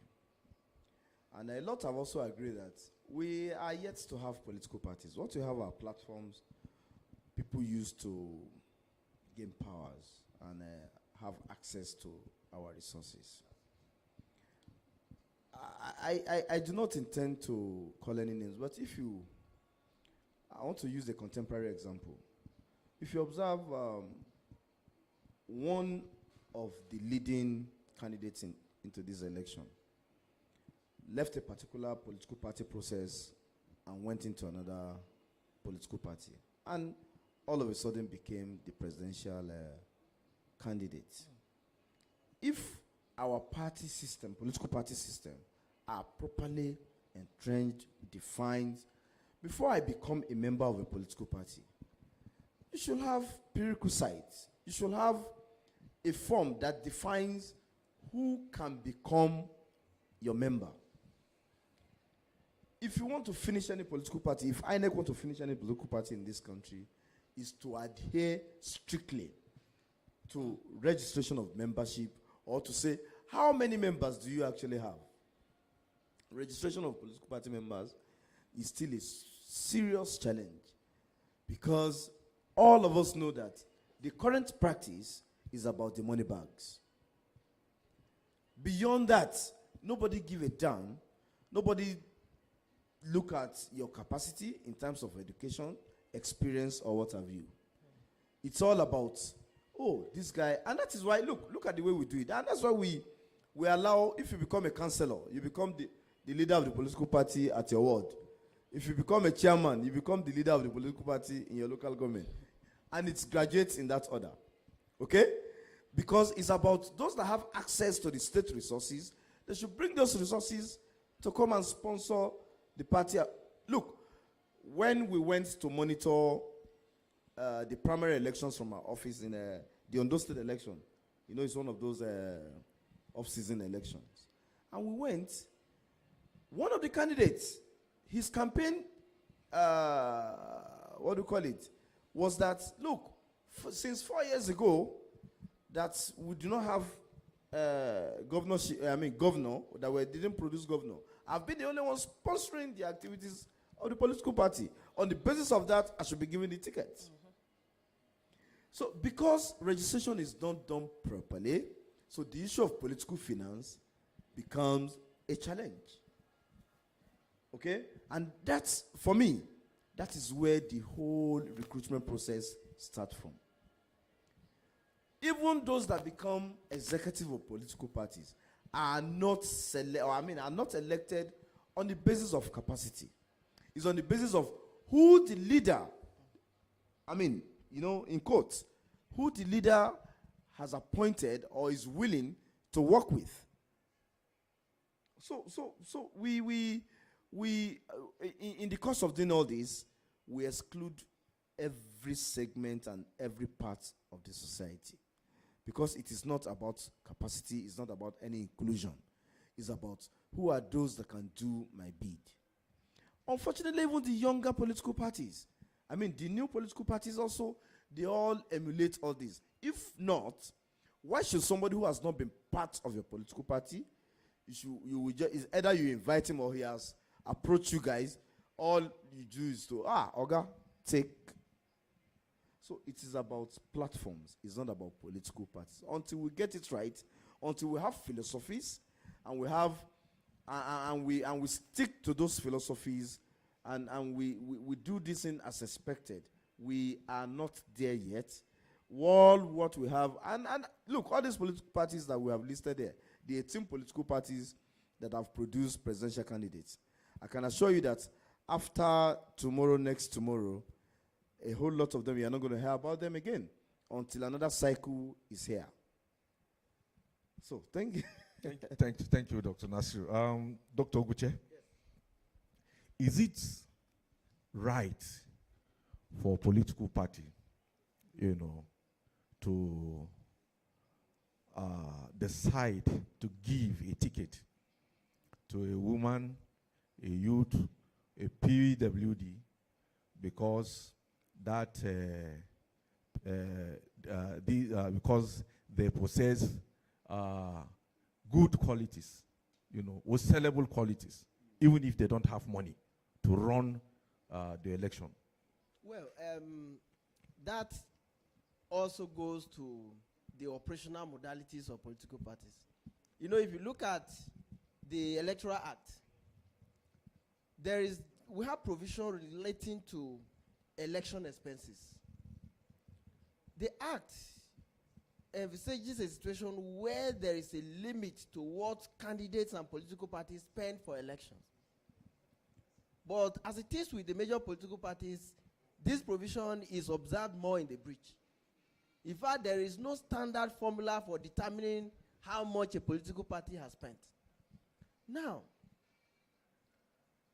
if you don't give based on competence, but on ability to spend, it's like blowing hot and cold at the same time. If votes have been said to belong to political parties, it shouldn't be the candidate that will come and spend to give you votes. Remember that you can't do without money. It's not all about giving money to voters yet. But for you to even fund, I was interacting with one of the candidates from Ondo State recently, and he's from one of the riverine areas. And he was sharing his experience with me. He said, look, for me to cross the river to go and campaign, I need to hire like 2 boats. Each of them is over 100,000. Like that. So to even go, how many does a boat take? To go for his campaign to come, just one trip, he should be preparing over how many million? A political party should look out for. That is why he said it is a group of persons with common interest.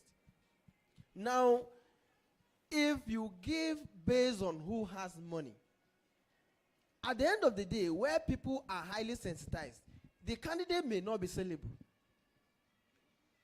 But if you give based on competence, you will find out that at the end of the day, people are going to go for that candidate. So what we are advocating for is not a matter of being right and wrong. It is actually right to give the candidate who has competence, who has capacity, who has record. Because where people vote in civilized societies, they look at track record of candidates. What has this person done? If you were a candidate before and you are running again, what were you able to achieve in the office? Were you able to deliver on your mandate? So actually, the best option is to look for competence, but candidates should also be mindful that it is not a meal ticket. If you are given a party ticket, it also comes with responsibilities. Because if you become a burden to your party, that also affects the electoral process. You should be able to mobilize funds to be able to take care of some expenses without necessarily calling upon the political party. So as it is, I would say that the basis should be competence based on established rules. You know, recently INEC said they have been joined in over 1,000 pre-election suits. Over 1,000. So if you have all these, which are tied to the nomination process, it means there have been no fairness in most of these things. And what are we saying? That if you want to make it fair, then it should be inclusive. Policies must be such that women, PWDs, are not deliberately excluded. And if you have a PWD that has capacity to deliver, why not? It has been said that there is ability in disability, and they can deliver creditably. So, political parties should look out for competent hands. You know, if it is not that in this part of the world, people have devised ways, which is now becoming increasingly difficult, to subvert the electoral process. Every political party should look out for the best candidates to put forth. But what it is with most political parties is the highest bidder.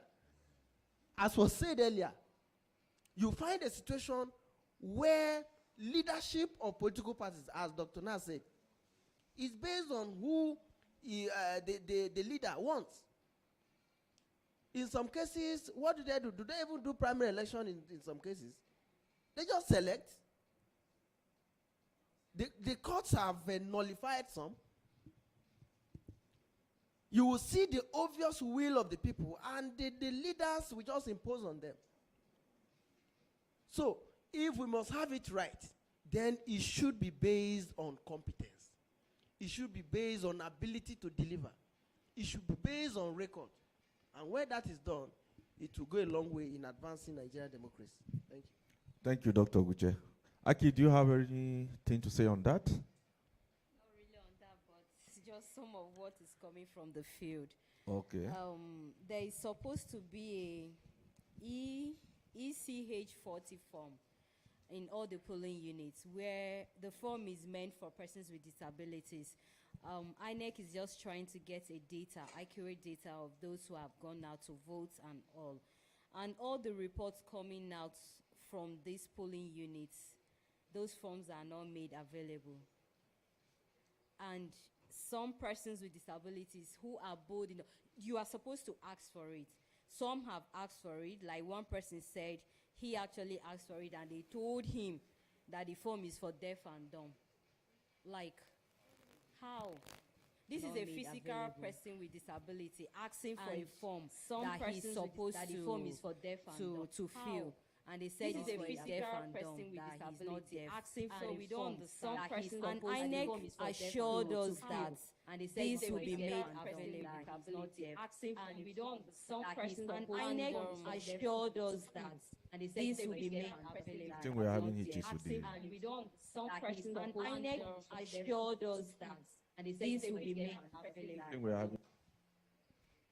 Okay, please, you can go ahead. So, this is one of the areas where we'll have to work on when, after this election, you promised this set of people this, and this is the report that was at the field. Why is it so? Why was it not made available? If it was made available, there have been a lot of trainings for the INEX officials and the corpers who are going to be on the field, and we don't know what is happening. And this happened every election. The other year's election, it was the same thing. These forms were supposed to be made available. Sometimes when somebody insists, they would check their properties and go and get the form under the table and all. So we don't know why, even if a particular material is meant for PWDs and you don't even display it for them to make use of it. And it is not safe for a PWD approaching the table asking questions. It's kind of, you are disrupting the process.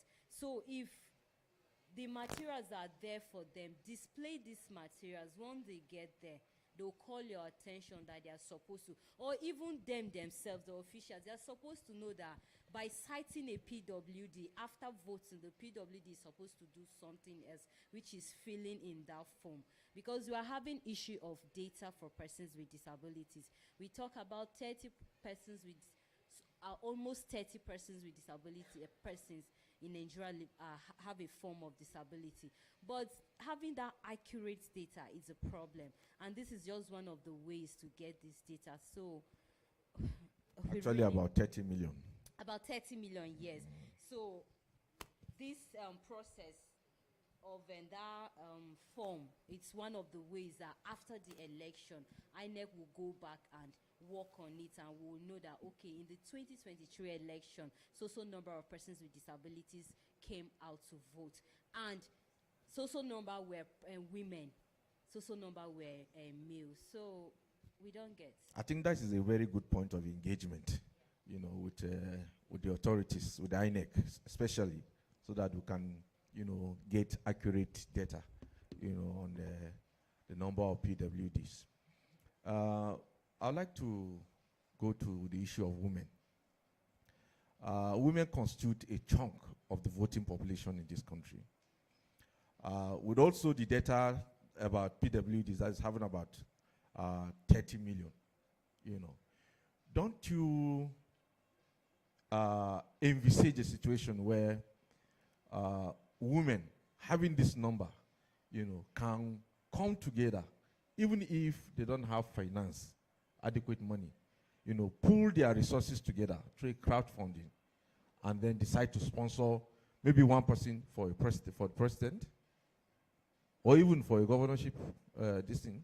Don't you think it can make a lot of sense, or a lot of a headway, you know, if women come together, you know, through crowdfunding, you know, decide to pool their resources together and then support just one candidate or even two candidates?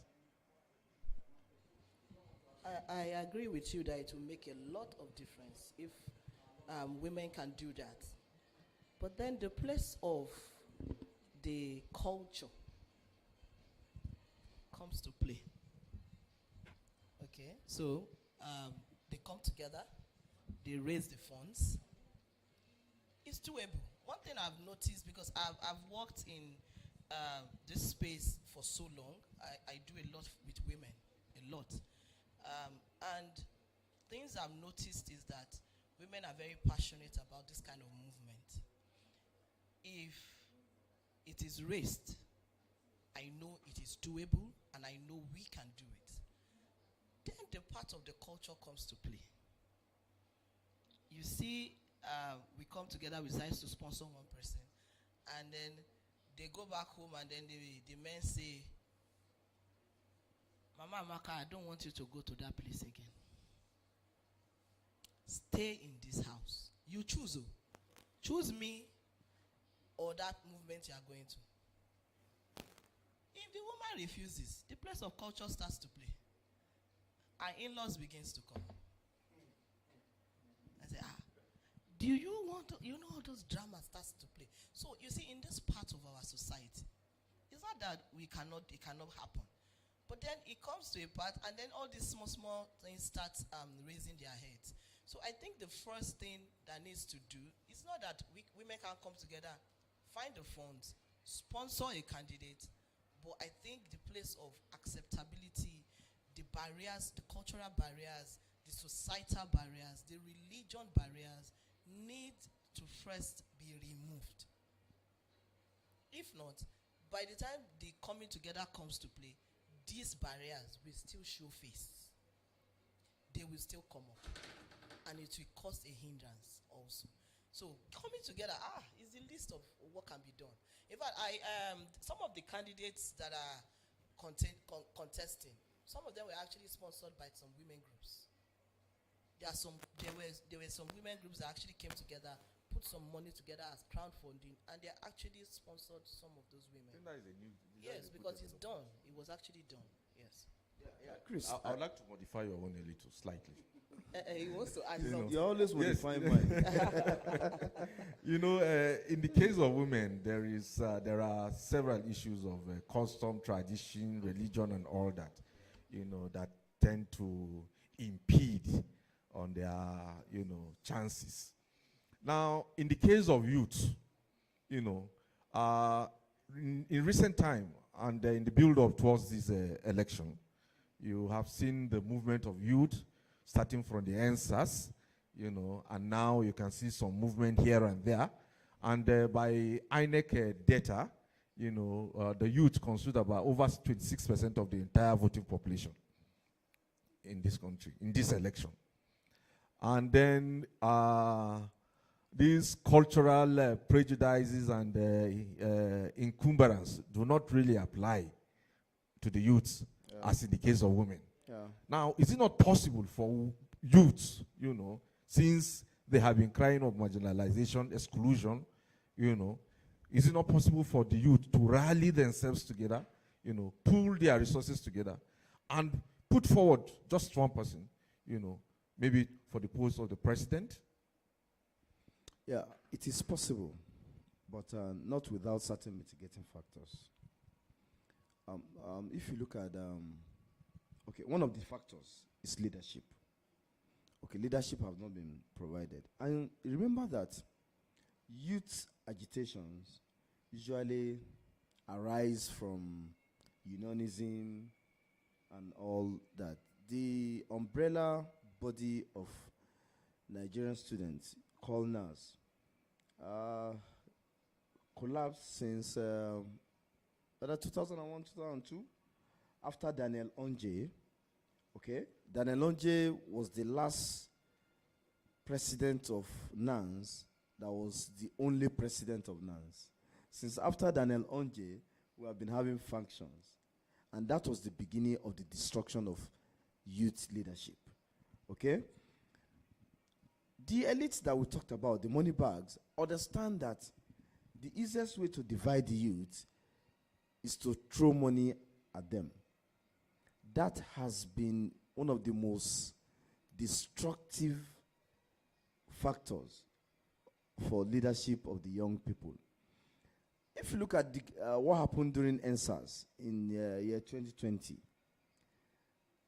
NSAS collapsed as a result of,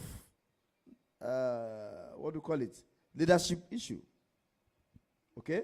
There was no leadership to coordinate the activities, to actually provide the next line of action. And that is why you continue to see it moving from SARS, and they were moving to bad governance, okay?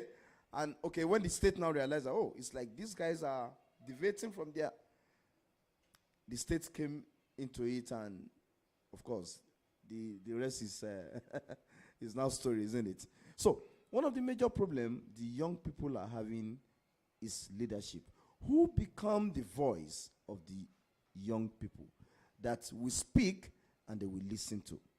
Okay, if the young people are able to mobilize themselves in that sense, okay, the democracy of every country and every nation is in the hands of the youth, because they bring in the energy, okay, they bring in the strength into the system. And of course, again, no Nigerian president, no president can imagine Nigeria without the young people. President Buhari emerged in 2015, majorly arising from the agitations and and all the energies that were brought into the system via the young persons. Because the young, you remember what happened? How the young people they were even bringing up suggestions, how they talk about March for Buhari. You don't see the old people in all those agitations. They were all led by young people. But because the young people cannot bring themselves together, there is no leadership. I mean, there is no leadership within the youth. The elites and the money bags within the society started using that to break into the ranks of the young people. And that is where we're still there up to now. Otherwise, the 2023, the young people will have provided a direction. But the young people have not been able to provide direction, even at 2023. So what we must do, and what development partners can help us to do, is to begin to organize the young people towards having a leadership that can coordinate the activities of the person for the purpose of governance and for the purpose of having a good leadership in the country. Thank you. Thank you, Dr. Nas. Dr. Oguche, yes. Leadership is not given. It is taken. Now we have a chunk of the voting population, which are youths. And then, as it stands now, today, there is no youth as a presidential candidate in any of the 18 political parties. There is no youth as a vice presidential candidate in any of the 18 political parties. And yet, the youth will form one of the major group in terms of the voting population in today's election. What do you think should be the way forward? Well, that takes me to, each time I hear this, it reminds me of what somebody said some time ago. He said, while we were in school, we were told that we are the leaders of tomorrow. And many years after, tomorrow has not come. Say the sky is your limit. And many years after, I discovered that the ceiling is too far. So, it goes down. You know, when our friends Samson and Co. were promoting the not too young to run bill, it was a welcome development. But after the passage of that law, and we have the not too young to run act, what came to my mind is, okay, you have passed the law, but not too young to run, but too poor to run. Not too young to run, but too poor to run. You look at the youth, it takes us back to what we said earlier. when you have the money bags as leaders of these political parties and they are not willing to leave the scene, where do the young ones have the money to match them? Where? They don't have the capacity. And so, knowing their precarious situation, they have decided to take it as it is. That is why you have the elites, still these men, being in charge. So the young ones do not have that financial strength. That takes us back to money in politics. They don't have the strength, political strength, to match these ones that are already established and are wealthy. In fact, even the young ones that have emerged as candidates under the major political parties, they are candidates of the elite. They are candidates that have received the blessings of the money bags, the godfathers. So one, economic factors. So the young ones are going under various platforms that are friendly, where there is less competition. Those you see under the major platforms have received the blessings of the powers that be. So we find ourselves in a situation where we have the law, but in practice, what we have is different. So you see the law, the courts, and the reality. You have the law now. Yes. What is the age eligibility for president? But we have many people that are qualified, but how many of them have what it takes? Even the Electoral Act. You see the campaign election expenses, so the ceiling on election expenses. How many young ones can even go to that extent? They don't. If you even come out as a young person with capacity to run, the next thing is to question your source of income. And that becomes another challenge. In fact, if you decide to rub shoulders with, let me in quotes, the fathers on top, then if care is not taken, you are on your way down. So we should advocate for a situation where the youth can actually be leaders of tomorrow. When will tomorrow come? It should be here. We shouldn't find ourselves in a situation where the ceiling is too far, when we're told many years ago that the sky is the limit. When you have youth, you need to see, Nigerians are very hardworking.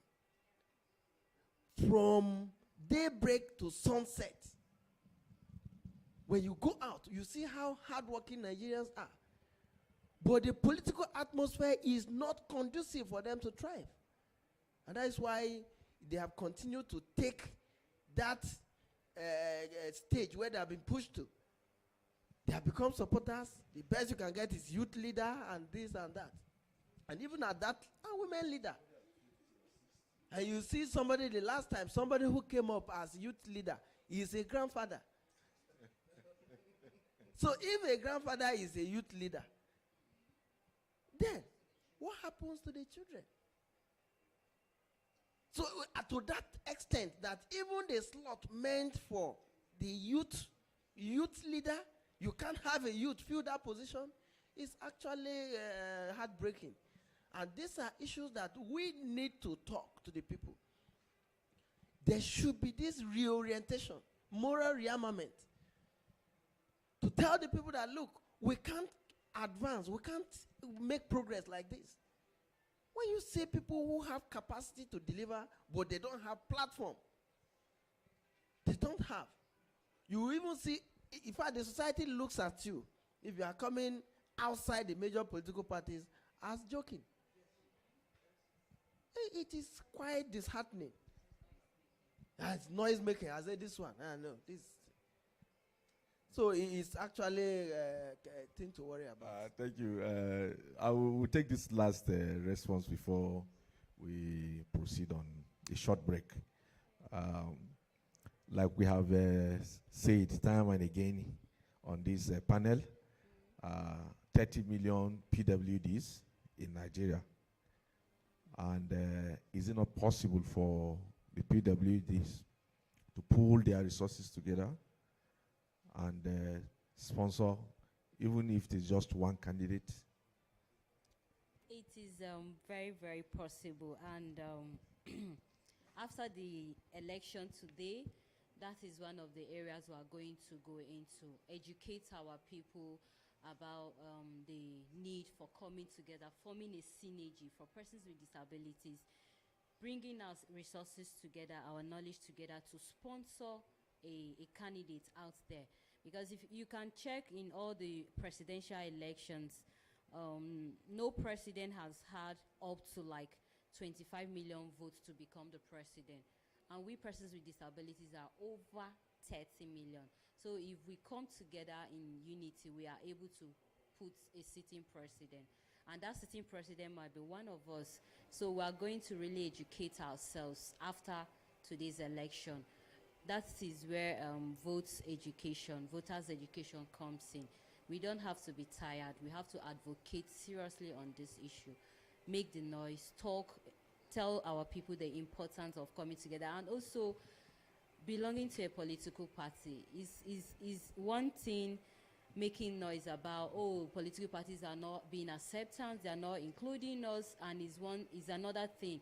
You yourself being a member of a political party, because you have to start from somewhere.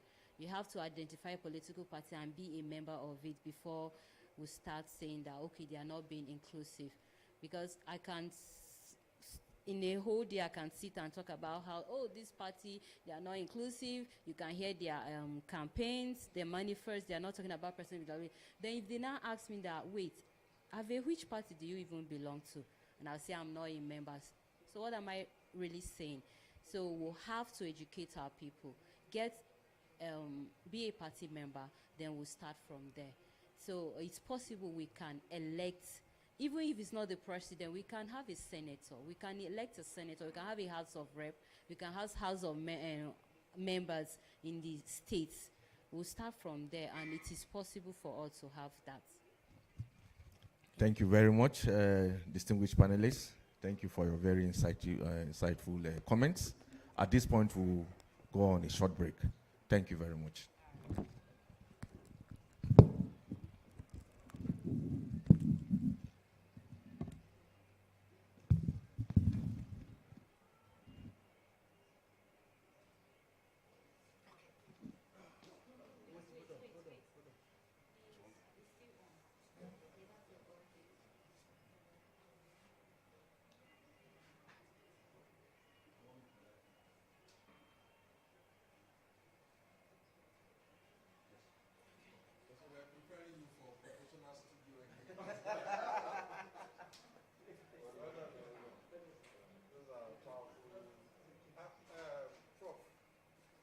Okay, it's for the mic.